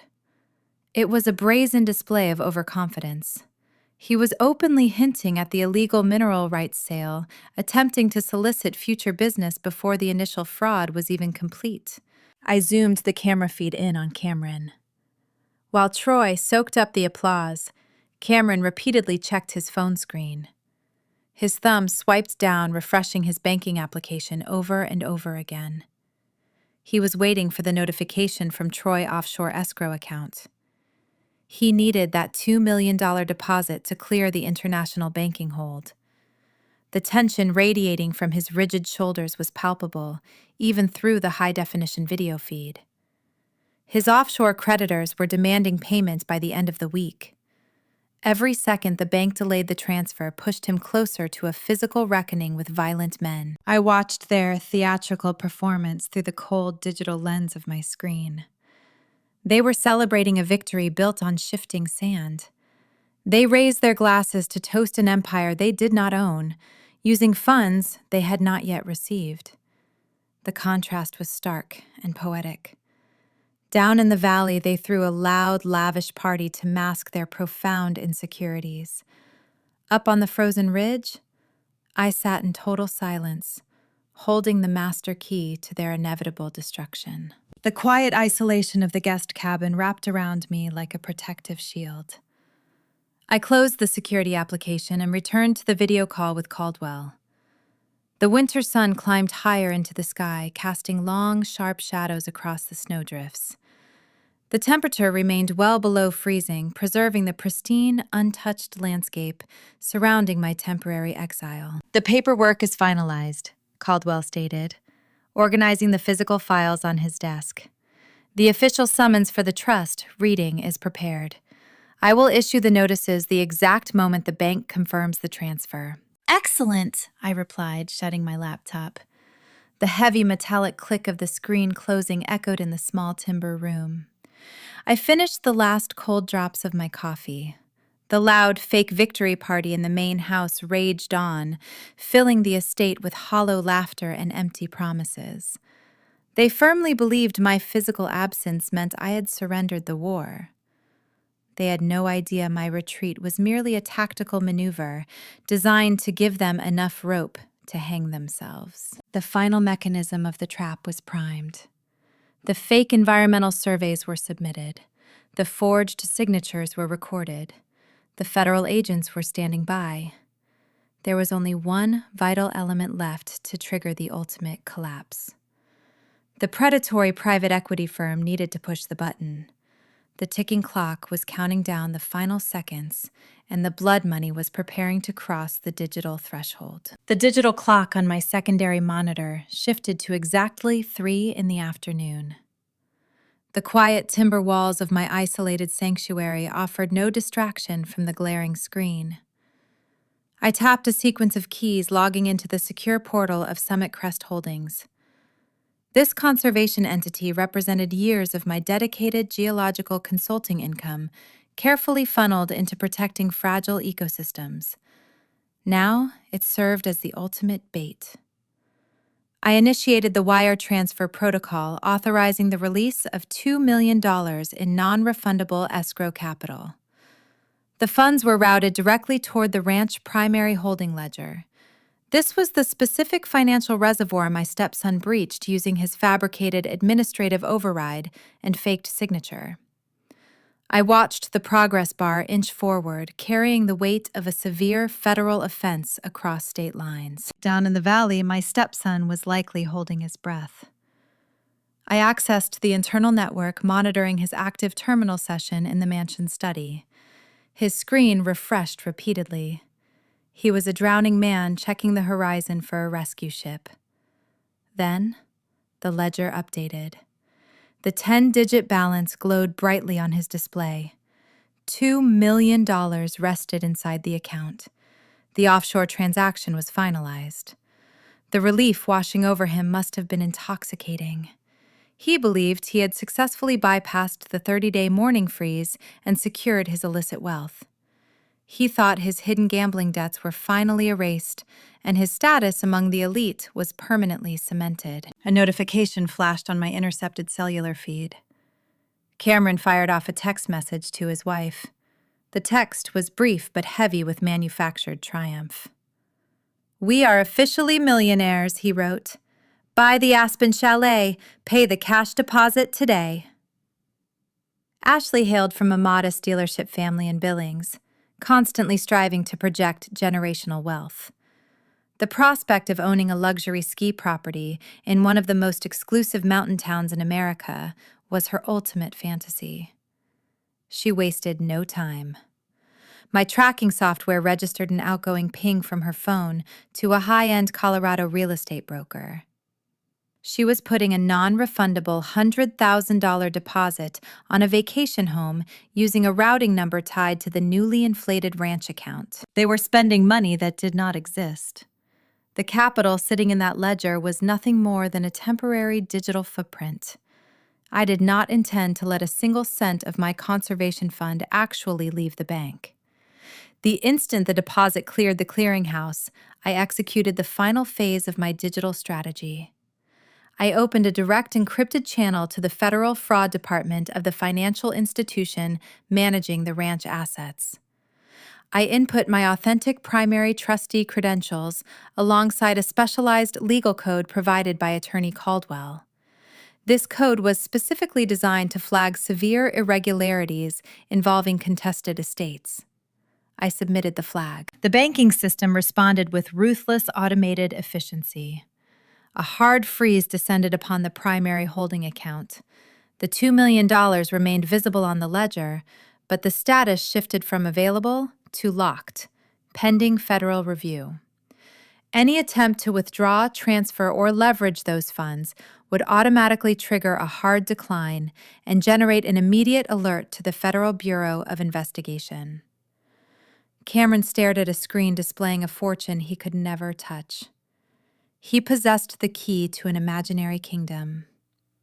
When Ashley attempted to wire her chalet deposit, the transaction would bounce hard against the invisible concrete wall I just erected. Donovan often said that a man character is revealed not when he struggles, but when he believes he has won. My late husband built his legacy through grueling manual labor and sharp intellect. He spent decades studying market trends and soil composition, ensuring every investment carried genuine value. His son inherited none of that discipline. Cameron craved the pristine optics of wealth without enduring the friction of actual work. He preferred taking shortcuts, forging signatures, and selling out his own family to feed his fragile ego. Today, his preference for the easy path sealed his fate. He stood at the edge of a jagged cliff, admiring the view, oblivious to the crumbling rock beneath his expensive leather shoes. The tension in the guest cabin shifted from quiet anticipation to cold, calculated certainty. The crime was now a matter of permanent record. The forged deeds sat in an escrow file. The money crossed a regulated threshold. The authorities possessed the entire paper trail. My stepson was legally trapped in a web of wire fraud and environmental felony. He just did not know it yet. He would spend the next few hours celebrating drinking top-shelf scotch and congratulating Troy on a successful negotiation. They would likely toast their own brilliance, laughing at the grieving widow freezing in her remote exile. I zoomed in on the security camera feed from the main house. Cameron walked out of the study and into the grand foyer. He carried himself with a renewed, arrogant swagger. He found Troy standing near the grand staircase. The two men shook hands, pulling each other into a celebratory embrace. Troy flashed his slick, bright smile, likely calculating his own broker fee. Troy built his career in California exploiting distressed assets. He viewed Montana as an uncultured frontier, ripe for the taking. He thought the locals were slow and easily manipulated. He firmly believed his slick coastal real estate tactics were vastly superior to a rural geologist. This stark contrast in our worldviews only heightened the satisfying nature of his impending ruin. They believed they had outsmarted the system. They thought they had secured their financial freedom by gutting Donovan life work. Their ignorance was a staggering liability. In their rush to secure the funds, they ignored the basic tenets of due diligence. They never questioned why a blind shell company was willing to purchase distressed mineral rights at a 70% discount without conducting a single independent environmental assessment. They never wondered why the escrow process moved with such unprecedented speed. Greed blinded them to the obvious red flags waving furiously in their faces. I poured myself another cup of hot black tea, letting the warmth seep into my chilled fingers. The winter storm outside the cabin continued to rage, piling fresh snow against the timber walls. The isolation was pristine and perfect. I was insulated from their toxic celebration, viewing their downfall through the detached lens of a digital monitor. Ashley pranced into the foyer, holding her smartphone high in the air. She rushed over to Cameron, showing him the screen. I knew she was displaying the confirmation page for the Aspen ski chalet. She was already planning her winter wardrobe and envisioning the exclusive party she would host in the Colorado mountains. She wanted to prove her worth to the high society circles so desperately, she ignored the criminal stench surrounding her new money. She kissed her husband on the cheek, praising his financial genius. She was entirely dependent on a man who had just orchestrated his own federal indictment. The digital mirage was holding strong. The bank interface still displayed the $2 million balance, masking the hard freeze hidden beneath the surface. I knew the exact timeline of how this would unravel. It takes a standard financial institution 24 to 48 hours to process a failed high-value transfer and notify the account holder of the federal lock. I had a narrow, pristine window of time to orchestrate the final confrontation before the bank officially informed Cameron that his money was inaccessible. I needed to gather the entire toxic bloodline in one room. I needed them dressed in their finest clothes, overflowing with unearned confidence. I wanted them to experience the peak of their fabricated triumph right before the floor vanished beneath their feet. I closed my monitoring software and opened my secure email client. I drafted a brief message to Caldwell. The subject line contained a single word: execute. It was time to summon the vultures to the table.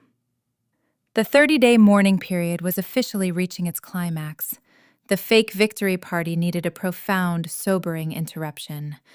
The family required a formal gathering to read the very trust they thought they had circumvented. The stage was set for the ultimate reckoning, and I was ready to deliver the final blow. The bitter chill of the Montana morning gnawed at the edges of my windshield as I steered my heavy field truck down the winding mountain pass. The sun had not yet breached the horizon, leaving the rugged terrain painted in deep shades of indigo and slate.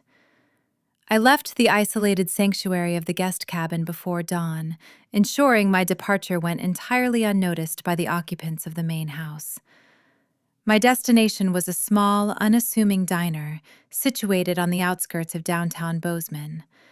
The location was chosen for its stark contrast to the elite country clubs my in-laws frequented. Scavengers rarely look for prey in places that lack valet parking and imported linen napkins. I pulled into the icy parking lot and killed the engine. The neon sign above the diner flickered, casting a harsh red glow across the snowdrifts. I stepped inside, shedding the biting wind.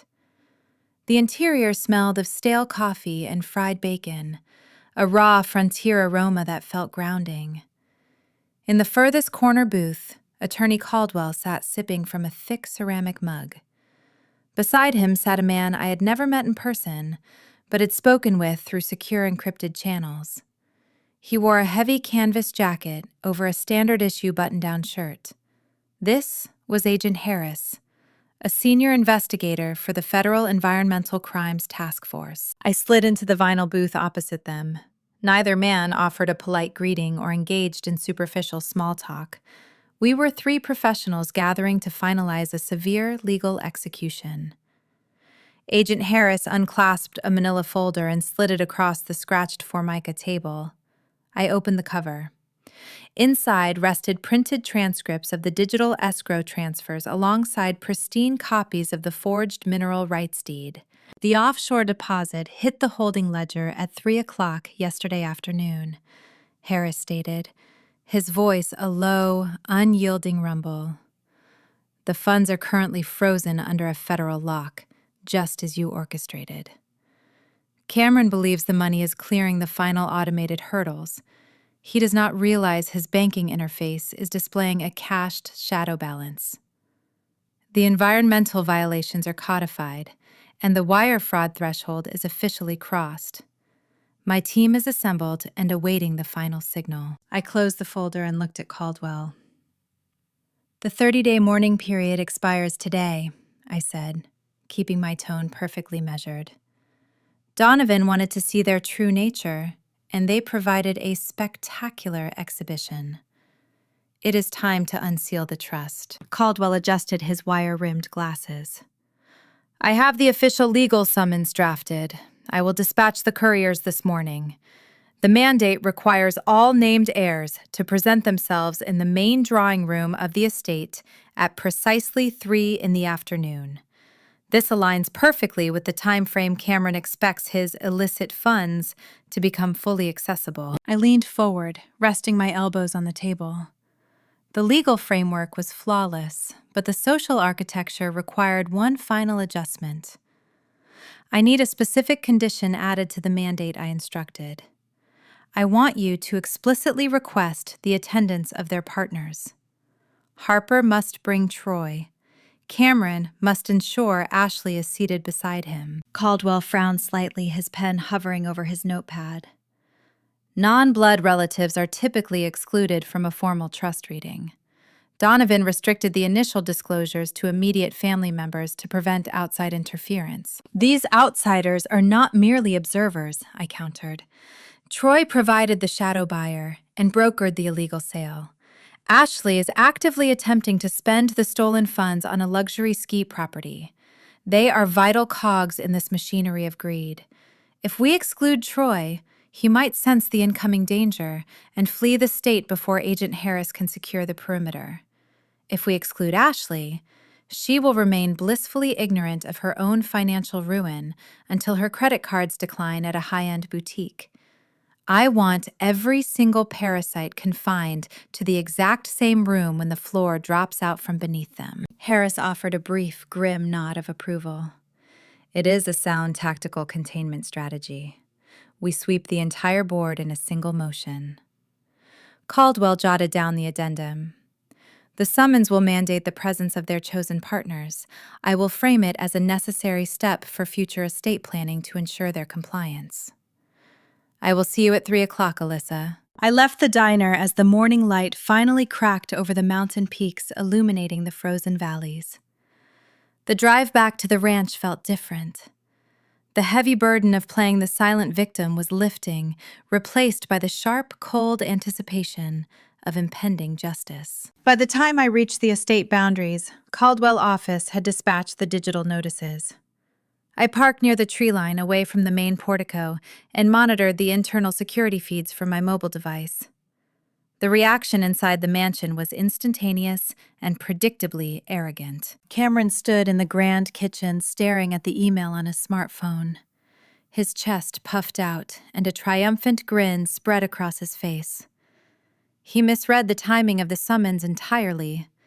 In his narrow mind, the attorney was calling the meeting because the 30-day freeze was over, which meant the operating accounts would unlock.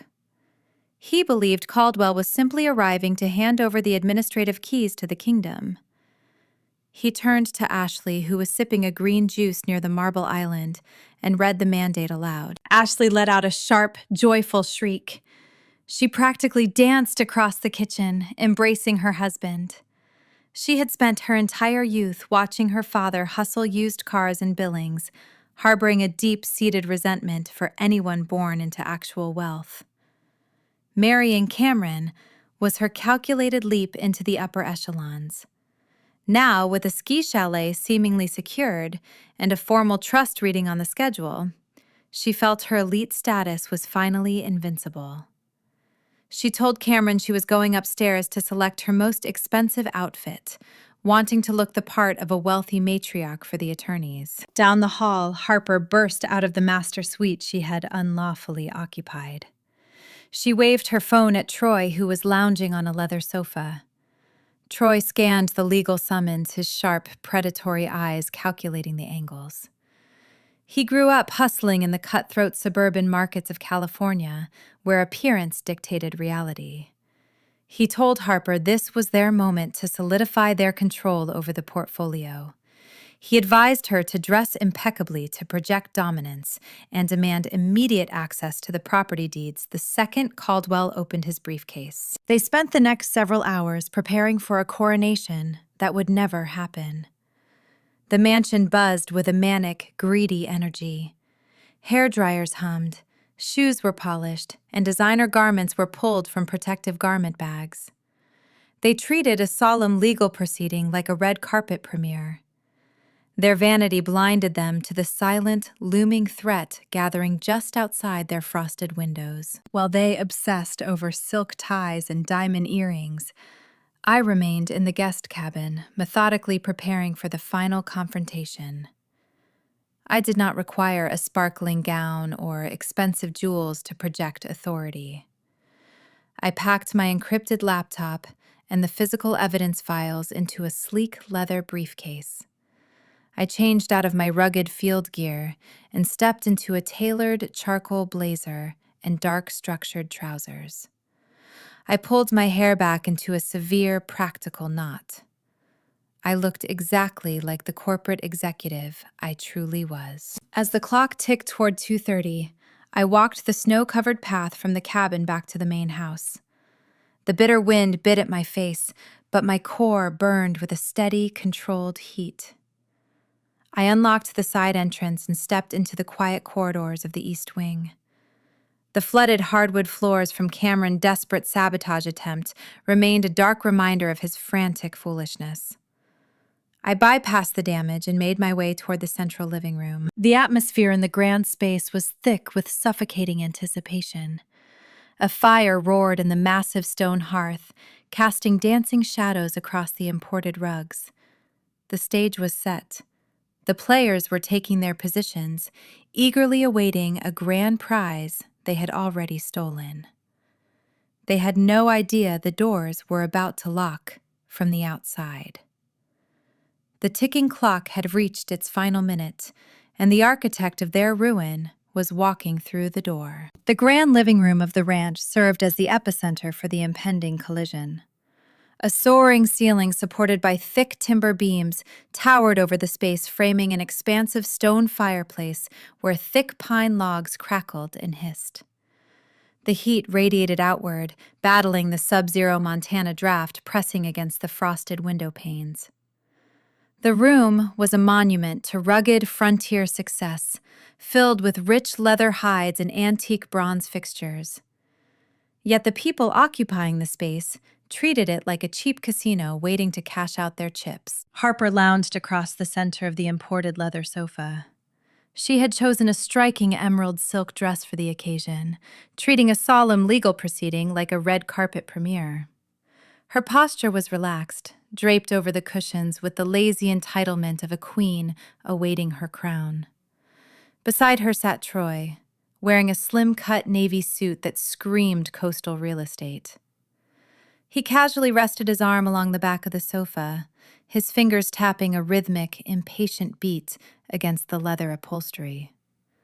He surveyed the room, his eyes lingering on the expensive Western art lining the walls, mentally calculating his commission on a property he intended to liquidate the moment the ink dried. Near the hearth, Cameron stood, shifting his weight from one Italian leather shoe to the other. He gripped a heavy crystal tumbler filled with a generous pour of Donovan's finest aged scotch. The amber liquid swirled as his hand trembled ever so slightly, a physical manifestation of his hidden gambling debts and offshore anxieties. His smartphone rested face up on the mantelpiece, right beside him, his gaze darting toward the dark screen every few seconds. He was still waiting for the final digital confirmation that his illicit $2 million escrow had cleared the holding account. Ashley clung to his free arm, draped in a thick cashmere wrap.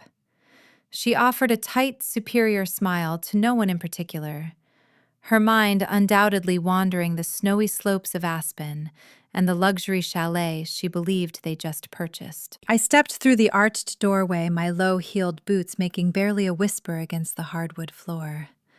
I wore a sharp-tailored charcoal blazer paired with dark, structured trousers. My hair was pulled back into a severe practical knot at the nape of my neck. I carried a single black leather portfolio containing the digital dossiers and federal communication logs. As I entered, the lively chatter near the fireplace faded. 4 pairs of eyes turned in my direction, assessing my presence. Harper let out a soft, mocking scoff, turning her face toward Troy to share a conspiratorial smirk. Cameron raised his glass of scotch in my direction, offering a hollow, patronizing gesture. They viewed my dark, corporate attire as a tragic attempt to cling to relevance. They thought my quiet demeanor was the hallmark of a defeated woman arriving to collect whatever minor consolation prize the estate might offer. I did not engage. I walked to a high-backed armchair situated in the far corner of the room, blending into the shadows cast by the afternoon sun. I sat down, placed my portfolio on my lap, and folded my hands. I watched them construct their own pedestals, knowing the foundation beneath them was already rigged to detonate. Precisely at 3 o'clock, the heavy double doors swung open. Attorney Caldwell strode into the living room, carrying a thick, weather-beaten leather briefcase. He moved with the measured, unhurried pace of a man who had navigated 1,000 bitter family disputes. He did not offer a warm smile or polite pleasantries. He walked directly to the center coffee table, a thick slab of polished reclaimed wood, and set his briefcase down. The brass latches clicked sharply in the quiet room. He extracted a dense, legal-sized binder bound in dark leather, placing it squarely in front of him. Before Caldwell could even open the cover, Harper broke the silence. She uncrossed her legs and leaned forward, tossing her blonde hair over her shoulder. "Let us save everyone some time," Caldwell Harper stated, her voice sharp and ringing with impatient authority. "We do not need to sit through an hour of dense legal jargon and flowery tributes. My father was a practical man. We all know the structure of the estate. Just skip to the end and hand over the deed to the house. Troy has already drawn up a preliminary management plan for the property, and we need the physical title to initiate the transition." Troy nodded smoothly, flashing his bright, rehearsed smile. "Exactly," he added, adjusting his silk tie. "The market is shifting rapidly. We need to streamline the handover to protect the asset value. Lengthy readings only delay the necessary operational changes we are prepared to implement today."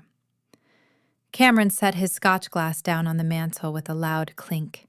He was not about to let his younger sister dominate the power dynamic. He stepped forward, inserting himself into the center of the room. "The house is a secondary concern right now," Cameron declared, shooting Harper a dismissive glare. "The immediate priority is the liquid capital. The holding accounts have been frozen for 30 days. Our vendors and contractors are waiting for payments. I need the operational login codes and the primary routing numbers for the ranch banking portfolio immediately. Hand over the administrative access, Caldwell. I will handle the distribution from there. Ashley chimed in from the fireplace, her voice dripping with sudden entitlement. Cameron is the eldest son. It only makes sense he takes control of the finances first. We have substantial investments pending in Colorado that require immediate attention. Their demands overlapped, echoing off the stone walls. They were vultures, fighting over a carcass, squabbling over who got the choicest pieces before the will was even opened. They showed zero respect for the man who built the empire, nor the attorney standing before them. Their greed was blinding, raw, and pathetic. They stood in a circle, demanding keys, deeds, and codes, treating Donovan Legacy like a clearance sale. Caldwell did not flinch. He did not raise his hand to quiet them. He simply stood at the edge of the coffee table and let their demanding voices fill the space, allowing their entitlement to ring out and fade into an awkward, heavy silence. He looked at Harper, then at Troy, and finally at Cameron. His expression remained entirely neutral, a seasoned professional refusing to engage with temper tantrums. He reached into his breast pocket and retrieved a pair of wire-rimmed reading glasses. He unfolded them with deliberate, agonizing slowness, placing them on the bridge of his nose. He looked down at the dark leather binder. His thumb traced the embossed lettering on the cover. He flipped the thick binding open. The crisp sound of heavy parchment paper turning was the only sound in the room. This document, Caldwell began, his voice a low, steady rumble that commanded instant, undeniable obedience, is the final, irrevocable, and unalterable trust established by Donovan Hayes. The terms contained within this binder are not subject to negotiation, debate, or secondary interpretation. They were drafted with extreme prejudice to ensure his exact wishes were executed without interference. Harper rolled her eyes, leaning back against the sofa cushions, crossing her arms in a display of childish impatience. Cameron picked his scotch back up, swirling the amber liquid, his jaw visibly tight. They tolerated the preamble, assuming the bureaucratic formalities were merely a brief hurdle before they received their crowns. I remained seated in the shadowy corner, my hands resting lightly on the portfolio in my lap. I watched the dust motes dance in the shafts of sunlight piercing the window panes. The room was a perfect diorama of manufactured supremacy. Cameron checked his phone one more time, his thumb hovering over the screen, still chasing the digital ghost of his $2 million offshore transfer. He was waiting for a victory notification that would never arrive. Troy whispered something into Harper's ear, likely calculating his broker fees. They were all standing on a trapdoor, admiring the breathtaking view. Caldwell smoothed the first page of the trust flat against the table. He took a deep breath, letting the gravity of the moment settle over the gathered family. I, Donovan Hayes, being of sound mind and recognizing the true nature of the world I leave behind, hereby revoke all prior wills, codicils, and testaments. Caldwell read, his enunciation crisp and piercing. I establish this instrument to protect the integrity of the land, the labor of my life, and the bedrock of this ranch from those who seek only to harvest what they did not sow. The prologue struck a dissonant chord in the room. Cameron frowned, his eyes darting from the document to the attorney. The language was unusually harsh, lacking the standard boilerplate warmth typically found in family estate planning. A faint shadow of doubt flickered across Harper's face, replacing her smug certainty with a sliver of apprehension. The air pressure in the living room began to drop, plunging the gathered airs into a sudden, chilling reality. The long-anticipated coronation was swiftly morphing into a brutal, unsparing judgment, and the executioner had just cleared his throat to deliver the final verdict. Caldwell turned the heavy parchment page. The rustle of the thick paper sounded like a striking match in the dead silence of the living room.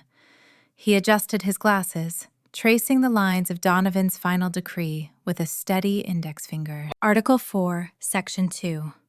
Caldwell read, his voice maintaining an unyielding rhythmic cadence. I hereby direct the entirety of my holdings into a single, unified legal entity. This includes the primary residential estate, all associated outbuildings, the full cattle operation, and the entirety of the Eastern Prairie acreage. He paused, taking a brief breath before delivering the next crucial detail. Furthermore, this transfer encompasses all subterranean mineral rights, all active investment portfolios, and all liquid capital held in domestic or international accounts. The total valuation of these assets, appraised at $20 million, shall be housed within an irrevocable blind trust, effective immediately upon the conclusion of the 30-day mourning period. Harper uncrossed her legs. The smug certainty that had anchored her posture all afternoon began to fray at the edges. She glanced at Troy. The slick real estate broker was no longer tapping his fingers against the sofa. His hand was frozen mid-air. He understood the restrictive nature of a blind trust. It meant the assets were locked behind a formidable legal wall shielded from easy liquidation. Cameron cleared his throat, his knuckles turning white as he gripped his crystal tumbler. A blind trust, he echoed, his voice betraying a distinct tremor of unease. Fine. My father always loved complex tax shelters. Who are the designated trustees? How are the voting rights divided among the heirs? Caldwell did not look up from the binder. He did not offer a reassuring nod. He simply moved his finger down to the next paragraph. Article 5. Caldwell continued, the timbre of his voice cutting through the rising panic in the room like a sharpened blade. The administration of this trust requires singular, undivided leadership to preserve the land and honor its intended purpose. Therefore, I bypass any division of authority. I name one individual to serve as the sole, uncontested trustee. Ashley stopped breathing. She clutched her cashmere wrap tightly against her chest, her eyes darting between Caldwell and her husband.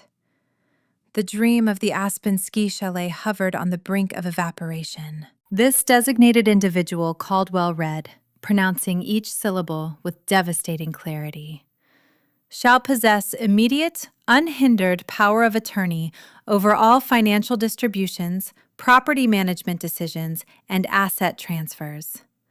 Furthermore, this same individual is named as the sole exclusive beneficiary of the trust in its entirety. The air pressure in the room vanished. It felt as though a vacuum had sucked the oxygen straight out of the vaulted space. Harper opened her mouth, but her vocal cords refused to produce a sound. The sole trustee and exclusive beneficiary of the Donovan Hayes estate, Caldwell announced, finally raising his eyes from the parchment to look across the room, is my legal spouse, Alyssa Ramos. A profound, suffocating stillness descended upon the grand living room. It was the precise, terrifying silence that occurs right before a vast tectonic plate snaps. Then, gravity took over. Cameron's fingers simply stopped working. The heavy crystal tumbler slipped from his numb grasp. It plummeted toward the floor, striking the imported hardwood with a sharp, explosive crack. The glass shattered into 100 jagged shards, sending a spray of expensive amber scotch across the polished floorboards and splashing against the hem of his tailored trousers. He did not flinch. He did not even look down at the mess. He stared at Caldwell, his face draining of all color until his skin resembled fragile, dry paper. Harper collapsed backward against the leather sofa. The vibrant emerald silk of her designer dress suddenly looked like a tragic, farcical costume. The fierce, arrogant glow in her pale eyes extinguished, instantly replaced by wide, unadulterated terror. She looked at her brother, pleading for a different translation of the legal decree, but Cameron was a hollow shell. Ashley let out a high, thin whimper. Her hands flew to her mouth, her manicured nails digging into her own cheeks. The realization hit her with staggering force. There was no inheritance. There was no ski chalet. The country club lifestyle she had flaunted just days prior was a phantom. She was tethered out over an abyss, tied to a man who possessed nothing but broken glass and offshore debts. Troy reacted with the sheer survival instinct of a cornered predator. He did not reach out to comfort his fiancée. He did not offer a soothing word to Harper. Instead, he took a distinct physical step away from her. His mind rapidly calculated the fallout. The woman he intended to marry was no longer a wealthy heiress. She was a severe financial liability. The lucrative management fees he had anticipated were gone. Worse, the illicit mineral rights deal he had brokered was now tied to a trust controlled entirely by the woman sitting quietly in the corner. I remained in the shadows for 3 more seconds, letting the immense weight of their ruin settle deep into their bones. Then, I uncrossed my legs and stood up.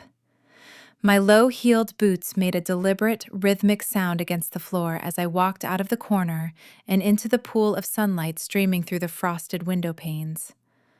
My tailored charcoal blazer felt like a suit of armor. I did not rush. I took my time crossing the distance between my armchair and the center coffee table. Cameron backed away as I approached, his expensive shoes crunching over the shattered remains of his crystal glass. He was doing the frantic, terrifying math in his head. If I owned the entire estate, I owned the primary holding accounts. If I controlled the holding accounts, the $2 million he thought he had successfully secured from the illegal land sale belonged to me. He had forged a signature to sell land he did not own, and the money had vanished into a vault he could never open. I stopped directly in front of the leather sofa. Harper shrank back into the cushions, pulling her knees together. The haughty, commanding woman who had strutted through the foyer, demanding custom Italian furniture, was gone. She looked small, fragile, and utterly defeated. I looked down into her terrified eyes. I did not raise my voice. I did not yell or display a single ounce of gloating cruelty.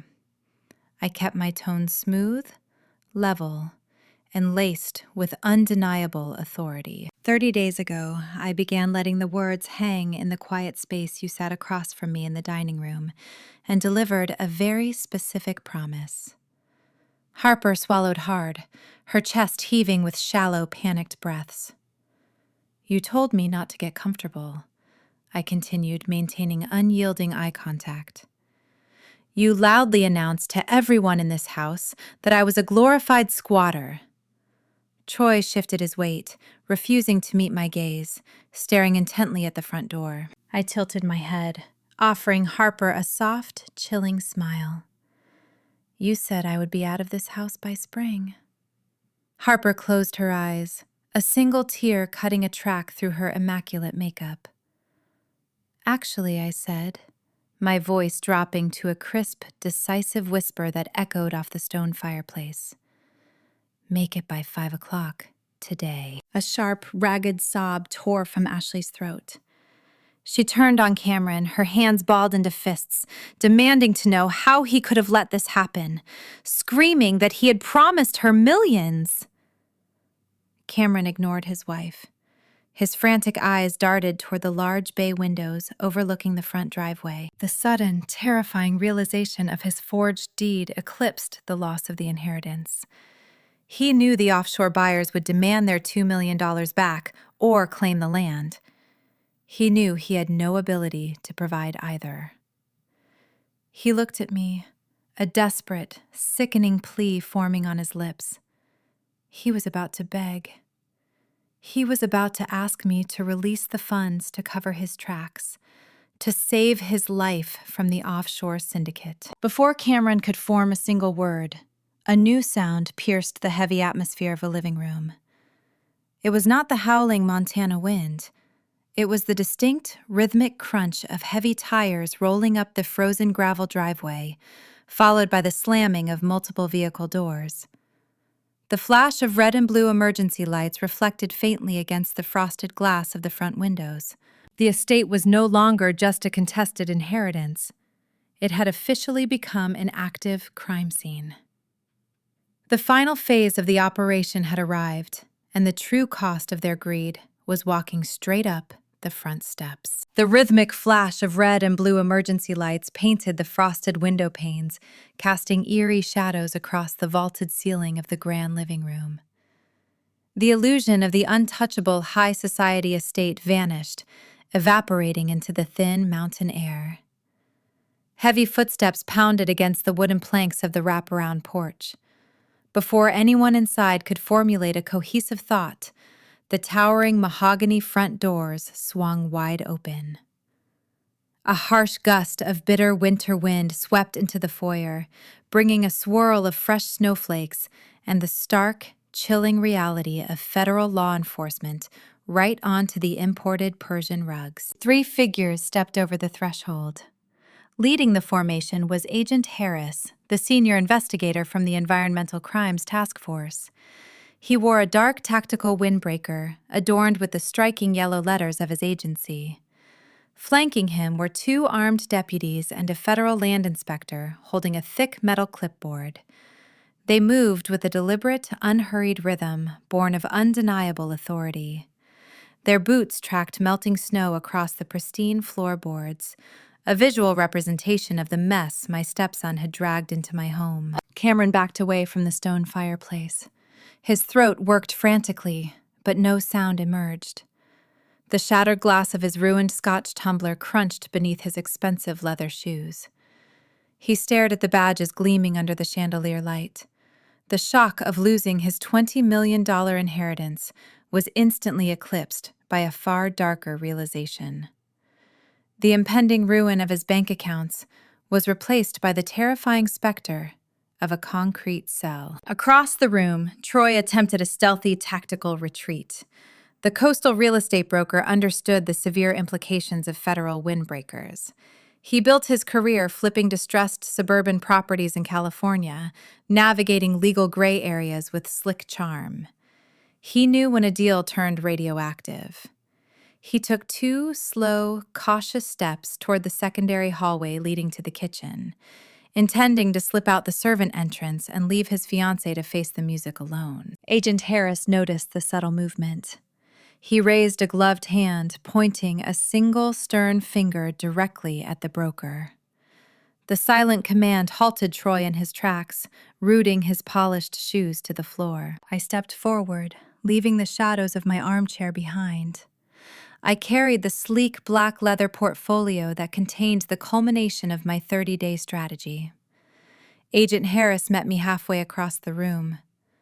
I unzipped the portfolio and handed him the secure digital storage drive alongside a printed index of the physical contents. "Here is the finalized evidentiary dossier, Agent Harris," I stated, ensuring my voice carried clearly to the terrified occupants of the room. "You will find the original forged mineral rights deed featuring the backdated signature. You will also find the authentic watershed surveys proving the Eastern Ridge is a federally protected ecological zone. Finally, the drive contains the certified banking logs demonstrating the exact moment the escrow transfer crossed state lines and triggered the federal freeze." Cameron let out a choked, desperate gasp. His eyes darted around the room, searching for a lifeline. He spotted Attorney Caldwell standing near the coffee table, meticulously packing his legal binders back into his weathered briefcase. Cameron lunged forward, grabbing the edge of the polished wood table to steady his trembling knees. "Caldwell, you have to stop them!" Cameron pleaded, his voice pitching into a pathetic, frantic whine. "You are the family lawyer. You represent the estate. Tell them this is a misunderstanding over a simple property dispute. Invoke attorney-client privilege. Do something to fix this right now. Caldwell snapped the brass latches of his briefcase shut. The sharp metallic sound rang out like a gavel striking a block of wood. He picked up his bag and took a deliberate, measured step away from the table, placing physical distance between himself and the criminal standing before him. Caldwell had known Donovan for decades, respecting the intense, honest labor required to build a ranch of this magnitude. He possessed zero tolerance for a son willing to steal his father's legacy. "I represent the Donovan Hayes Trust," Caldwell replied, his tone devoid of any sympathy or warmth. "My fiduciary duty is to the sole trustee sitting in this room. You are not my client, Cameron. You are an individual who chose to forge a legal document to defraud the estate I am sworn to protect. I suggest you remain silent before you further incriminate yourself." Agent Harris stepped past the coffee table, closing the distance to my stepson. "Cameron Hayes Harris," announced, his voice echoing with unforgiving finality. "You are under arrest. You are being charged with felony forgery, identity theft, and federal wire fraud. Furthermore, you are facing severe environmental penalties for attempting to illicitly transfer protected watershed territory for industrial development." An armed deputy stepped forward, grabbing Cameron by the shoulders and spinning him around. Cameron offered no physical resistance. His body went entirely limp, his shoulders slumping as if the invisible weight of his offshore gambling debts had materialized into heavy lead. The deputy pulled his arms behind his back. The sharp metallic click of steel handcuffs, ratcheting tight around his wrists, pierced the quiet tension of the room. Troy watched his partner in crime secure his fate. The slick broker swallowed hard, his superficial charm replaced by stark, primal fear. He raised his hands in a placating gesture, offering a nervous, hollow smile to the federal agents. He tried to spin the narrative, playing the innocent bystander caught in a rural family feud. "Gentlemen, there has been a terrible miscommunication," Troy stammered, smoothing the lapels of his Navy suit. "I am merely a licensed broker, acting as a third-party facilitator. I had no knowledge the deed was falsified. Cameron provided the documentation. I was simply doing my job, connecting a buyer with a seller. I am willing to cooperate to clear my name." The federal land inspector flipped open his clipboard, reading a highlighted paragraph. "Troy Miller," the inspector countered. "Your signature is listed on the escrow authorization as the primary broker of record. You utilized an offshore shell company to bypass standard domestic due diligence. You transmitted falsified ecological surveys across state lines via your corporate servers. Ignorance is a very weak defense when your brokerage license is stamped on a federal crime." Harris signaled his second deputy. The deputy crossed the room, grabbing Troy by the arms. The broker struggled for a brief second, his coastal arrogance flaring up before the cold reality of the badges crushed his resistance. The second set of handcuffs snapped shut, binding his wrists together. Harper sat frozen on the leather sofa. The emerald silk of her designer dress pooled around her legs, a vibrant contrast to her pale, ghostly complexion. She stared at the restrained man she intended to marry. The illusion of the power couple she paraded in front of the local socialites shattered into microscopic fragments. She realized Troy was not a titan of industry capable of managing a vast portfolio. He was a predatory opportunist who had just dragged her name into a federal investigation. Near the fireplace, Ashley let out a low, agonizing moan. She looked at Cameron, standing with his hands bound behind his back. The glittering prospect of the Aspen ski chalet vanished, evaporating alongside her country club memberships and high society invitations. She realized the premium credit lines she had been swiping all week were tied to a man who possessed zero assets and was heading to a concrete cell. The deputies marched the two men toward the open front doors. The biting Montana wind whipped through the foyer, stinging their faces as they were escorted out into the harsh winter elements. The flashing emergency lights illuminated their terrified expressions, showcasing their profound downfall to anyone watching from the valley below. Agent Harris offered me a brief, respectful nod before turning to follow his team out of the house. He pulled the heavy mahogany doors shut, sealing the remaining occupants inside the grand living room. The silence that followed was suffocating. A heavy vacuum left in the wake of the legal storm. I walked back to my armchair and took my seat. The men were gone, but the true social reckoning among the women left behind was just beginning to fester. The fragile alliances forged in greed were about to turn into a savage, bitter war of survival, right in the center of my home. The federal agents guided the two restrained men across the threshold onto the frosted stone of the front porch. The biting Montana wind howled through the open entryway, carrying a flurry of fresh snow into the grand foyer. The sudden drop in temperature matched the chilling reality settling over the estate.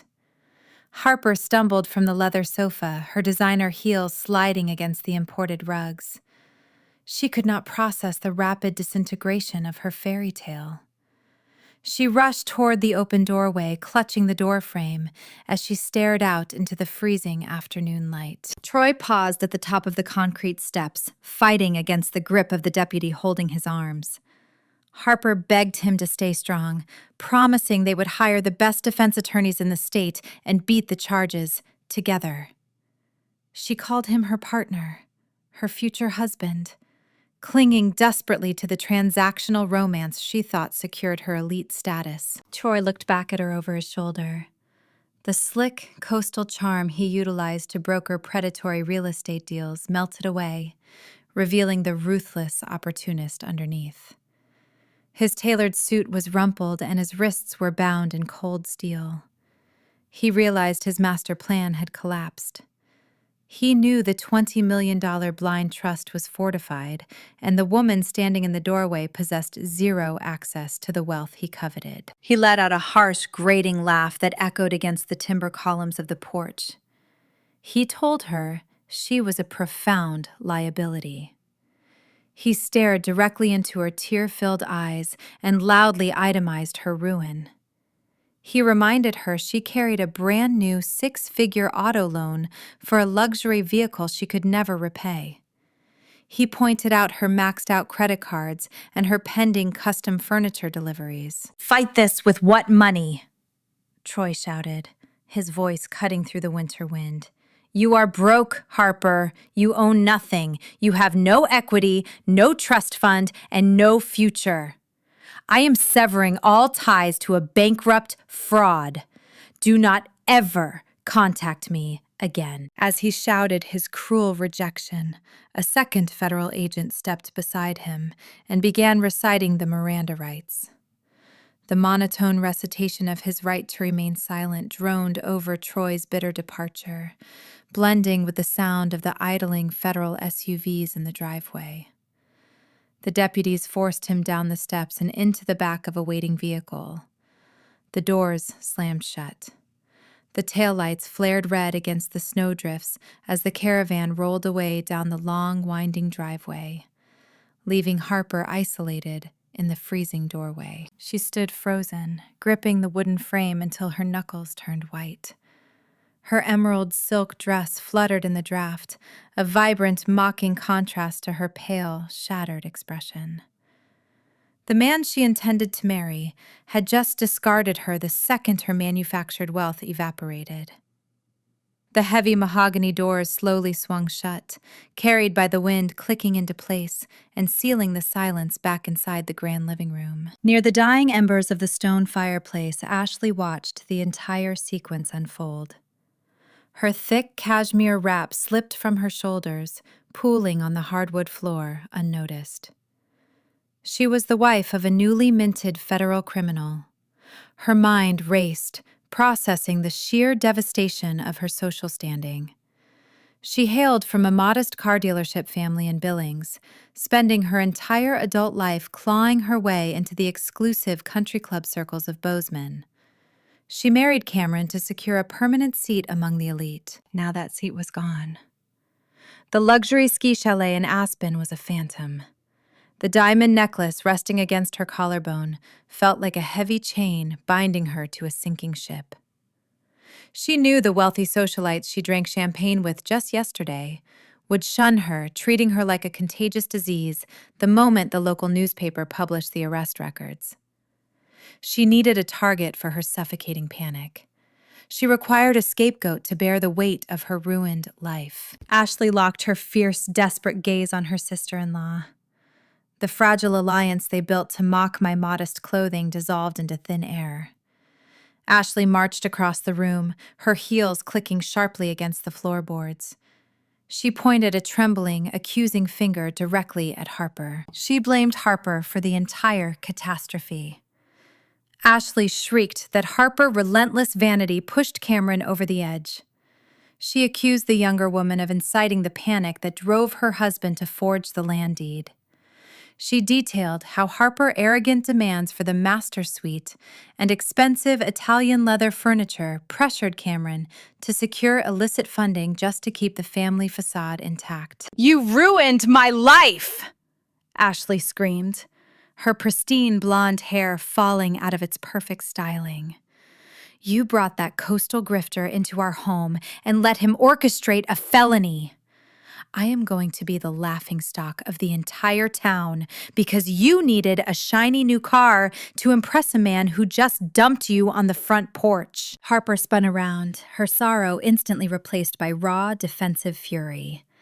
Her survival instincts kicked in, matching Ashley insult for insult. The foyer transformed into a bitter battlefield of shattered egos.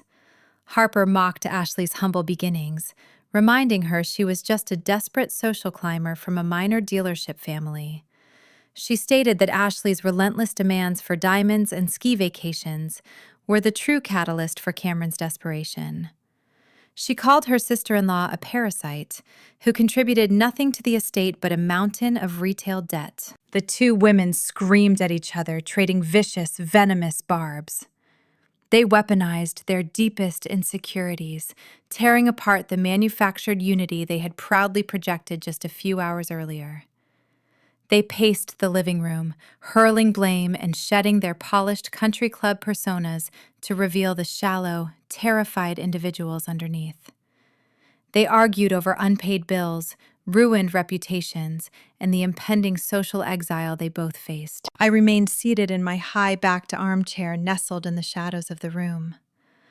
I watched the spectacular social collapse unfold with quiet, detached fascination.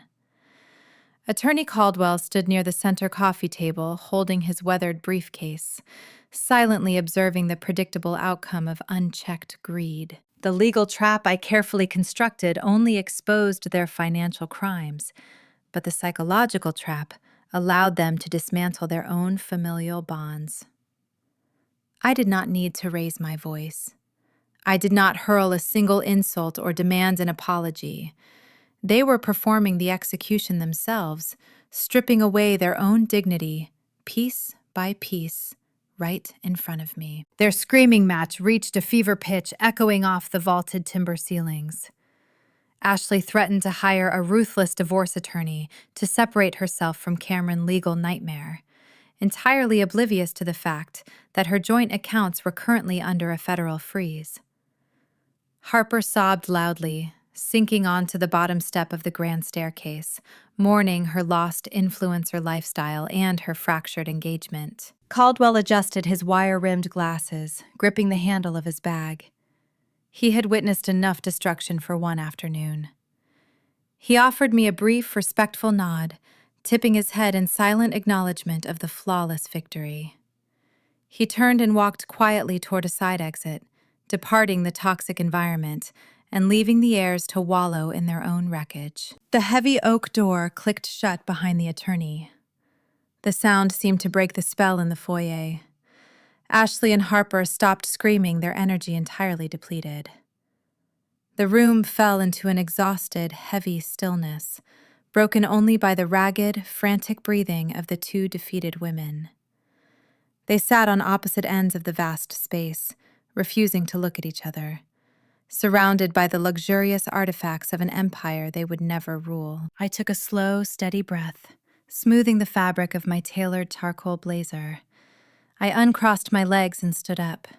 The soft rustle of my clothing drew their attention.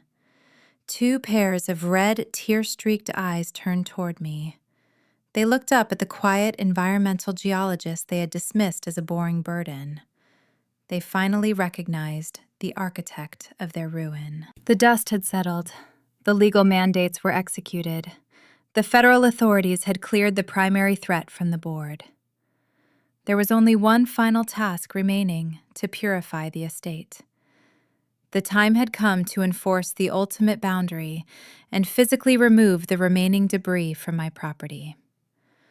I stepped out of the shadows, ready to deliver the closing verdict. I checked the time on my wristwatch. The delicate hands rested precisely at 5 p.m. The grace period was over. I stepped toward the center of the room. Harper and Ashley looked up from the leather sofa. Their faces were pale and streaked with ruined designer makeup. The suffocating silence stretched across the grand living room until I broke it with a calm, flat directive. "It is 5 o'clock," I said. "Your presence on my property constitutes criminal trespassing. You need to gather your coats and exit through the front door." Harper stared at me, blinking as if I spoke a foreign language. "You cannot just throw us out into the snow," she whimpered, her voice shaking. "We have nowhere to go. Troy took the rental car. My accounts are frozen." "That sounds like a logistical problem," I replied, my tone level and detached. "And logistical problems require planning, something you both failed to do while you were busy trying to steal my home." Ashley stood up, her legs trembling beneath her silk dress. She clutched her cashmere wrap, looking toward the dark, frosted windows. The sun had dipped below the horizon, plunging the Montana landscape into a bitter, freezing twilight. The temperature was dropping fast. She realized I was not offering a grace period, a hotel voucher, or a polite compromise. I pulled my smartphone from my blazer pocket and sent a single text message to Wyatt. Less than a minute later, the heavy front doors swung open again. Wyatt walked in, flanked by 3 seasoned ranch hands. They wore thick canvas jackets and stern, unyielding expressions. These men respected Donovan, and they respected the land.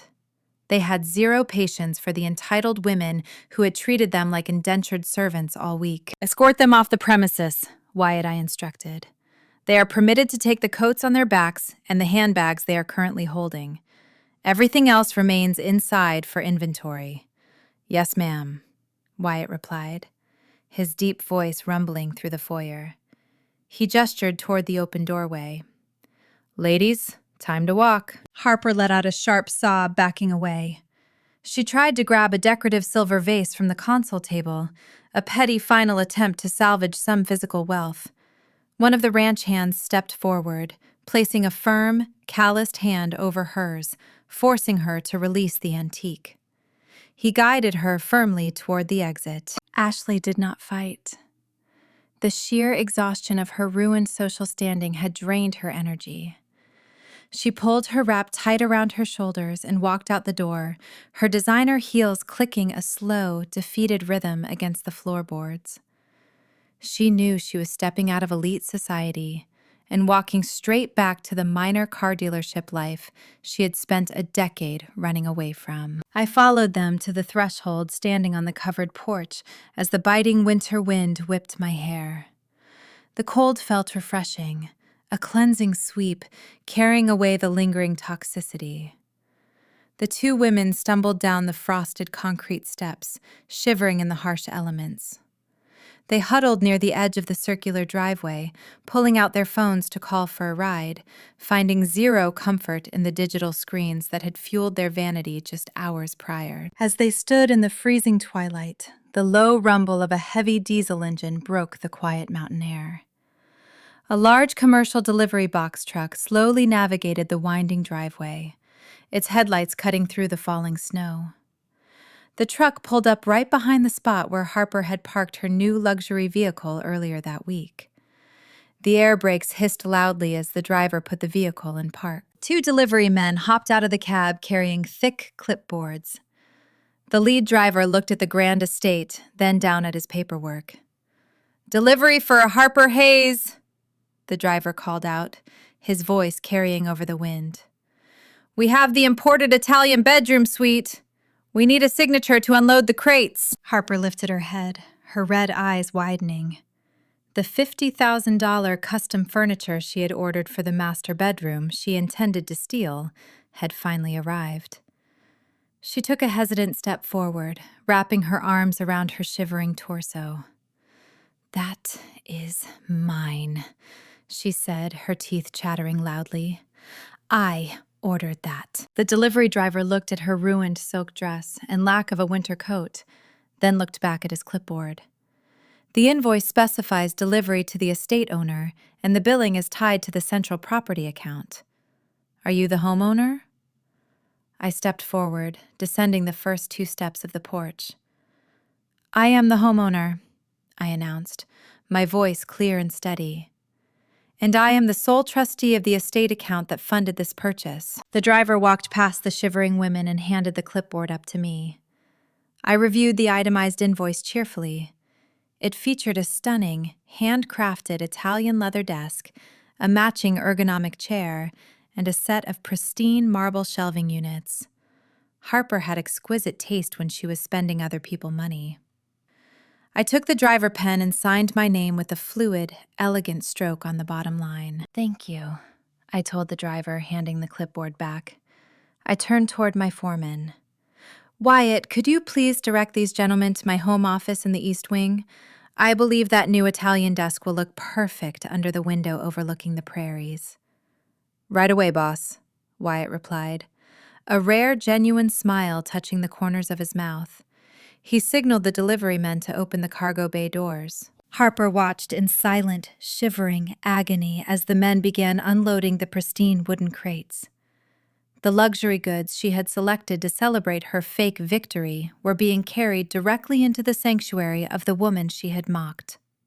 She had curated my new office decor, funding it through an account that now belonged entirely to me. The poetic justice hung heavy in the freezing air, sharp and brilliant. A pair of headlights swept across the lower gate. A cheap, battered local taxicab slowly rolled up the icy driveway. Ashley had managed to secure the only available ride in town. The cab pulled to a stop near the shivering women. Ashley opened the rear door and climbed inside without offering a single word to her sister-in-law. Harper stood alone in the snow for a few seconds longer, staring at the delivery men carrying her dream desk into my house. Finally, she lowered her head, trudged through the slush, and slid into the back seat of the taxi beside Ashley. The cab driver threw the vehicle into reverse, turning around clumsily in the wide driveway. The exhaust sputtered as the car accelerated down the mountain road, carrying the remnants of their shattered egos away from my property forever. I stood on the porch until the taillights vanished into the dark tree line. The silence that followed was profound. The estate was finally purged.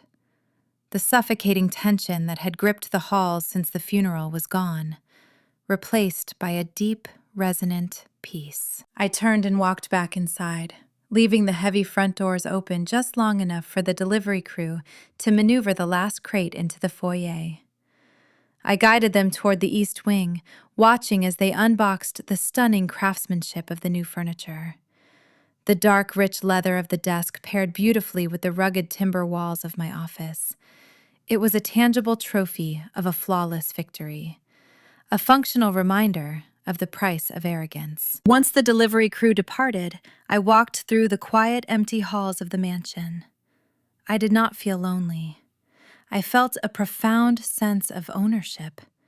Every polished floorboard, every antique fixture, and every acre of snow-covered prairie outside belonged to a legacy I was now sworn to protect.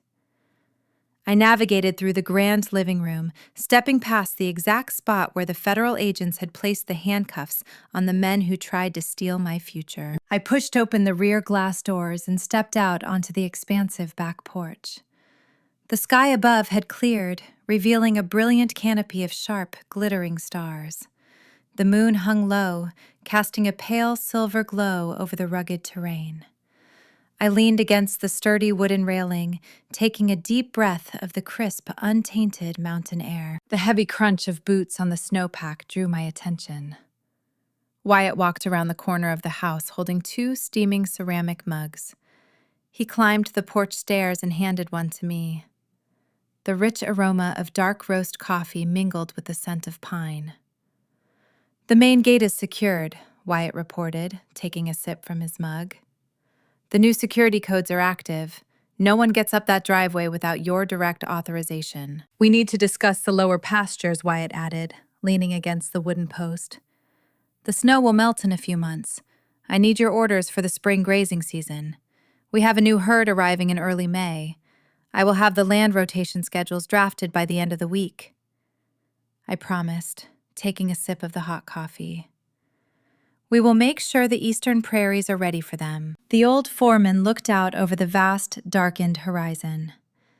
"Donovan knew what he was doing when he drafted that trust," Wyatt said softly. "He knew this land needed a protector, not a parasite. He knew you were the only one strong enough to hold the line." We stood in companionable silence, looking toward the glaciated peaks of the Rocky Mountains, rising majestic and unyielding against the night sky. The frontier is a harsh, unforgiving teacher. It does not tolerate fakes, and it offers zero sympathy for those who try to cheat the natural order. People can wear expensive clothes and boast about their fabricated wealth, but eventually the winter arrives. The severe, biting cold strips away the fragile illusions, tearing down the weak structures built on lies and deceit. When the storm finally breaks and the freezing winds subside, only the strongest elements remain standing. The bedrock endures. I took a slow, deliberate sip of my coffee, feeling the heat radiate through my chest. I looked out over the sweeping empire of Big Sky Country, a quiet geologist who had charted the fault lines, survived the earthquake, and emerged as the undisputed titan of the land. The wind that howls through the glaciated peaks of Montana's Rocky Mountains does not possess a conscience.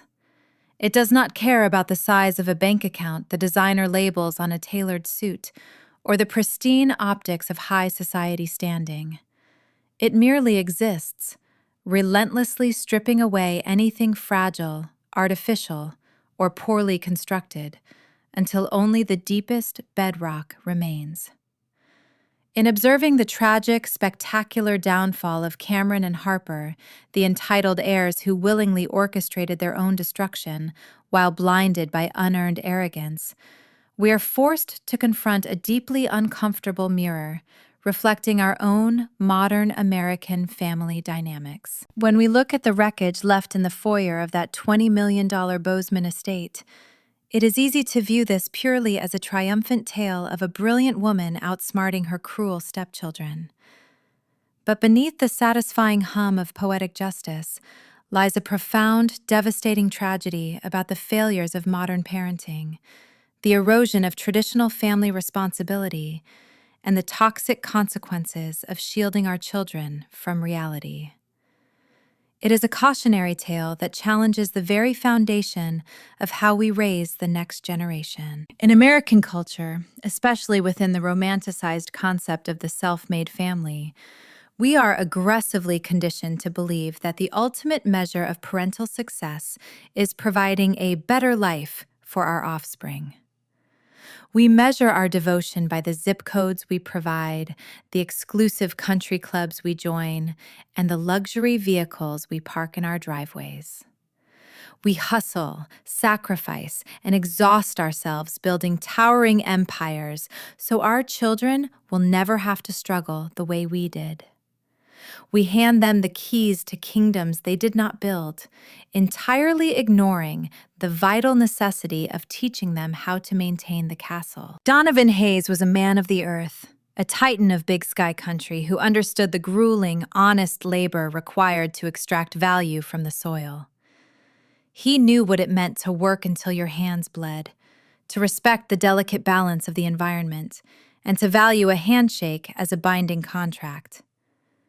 Yet somehow, his bloodline produced two individuals so detached from the reality of hard work that they viewed their father's death not as a profound personal loss, but as the activation of an ATM. Their staggering narcissism did not manifest overnight in that grand dining room. It was the cumulative result of thousands of tiny, overlooked moments where emotional awareness was bypassed in favor of convenience. When a child throws a tantrum and is handed a credit card instead of a consequence, a small crack forms in their moral foundation. Over 20 or 30 years, that crack widens into a psychological chasm capable of swallowing an entire family legacy. Cameron's willingness to forge a legal document and Harper's casual cruelty were not sudden anomalies. They were the symptoms of a profound parenting failure that began decades earlier. This brings us to the unconventional, brilliant cruelty of Donovan's final act, the 30-day blind trust. We live in an era of snowplow parenting where fathers and mothers exhaust their own energy to clear every obstacle from their child's path. Conventional parenting philosophy dictates that a father's duty is to unconditionally protect his flock, to shield his children from ruin, and to secure their futures with ironclad financial guarantees. We are taught that family loyalty means bailing our loved ones out of their mistakes, covering their hidden debts, and insulating them from the harsh elements of the real world. But Donovan understood a darker, much more profound truth. He recognized that unconditionally funding a corrupt character is not an act of love. It is an act of deep, cowardly complicity. By instituting the mandatory 30-day mourning period, he was not playing a game from beyond the grave. He was initiating a necessary, brutal autopsy of his own parenting. By stepping away and freezing the assets, he removed the artificial safety net of his wealth and allowed the pure, unvarnished character of his children to step directly into the blinding light. He gave them the opportunity to show who they truly were, and they chose self-destruction with terrifying speed. To raise a child within a traditional family structure requires far more than just sharing a roof and gathering for holiday dinners. It demands the relentless, often exhausting enforcement of ethical boundaries. It requires parents to instill emotional awareness, the ability to look at a grieving widow like Alyssa and feel genuine empathy, rather than seeing an obstacle to an inheritance. Honesty and fairness are not inherent human traits. They are muscles. They must be exercised daily through the friction of failure, the sting of discipline, and the grace of accountability. Cameron and Harper possessed none of these muscles. When the pressure mounted, they collapsed into a puddle of forgery, cruelty, and transactional alliances. Their reliance on superficial relationships, Harper's transactional engagement, and Cameron's hollow marriage highlights the profound vacuum of character left when parents fail to teach genuine human connection based on mutual respect. There is a haunting beauty in the way Alyssa, the quiet environmental geologist, served as the instrument of their reckoning. She embodied the very rugged individualism and untamed frontier spirit that built Montana. She did not act out of petty screaming vengeance. She acted as the forces of nature act, with detached, inevitable consequence. She merely allowed the rot within them to complete its natural course. It is a stark reminder to all of us navigating the complex, often heartbreaking journey of raising a family, If we fail to teach our children how to navigate the cold, the world will eventually teach them for us.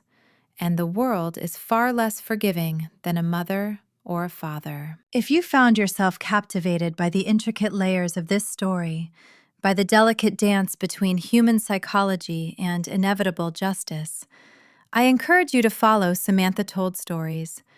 We explore these deep narratives together, shedding light on the quiet battles fought behind closed doors and the strength it takes to walk away with dignity.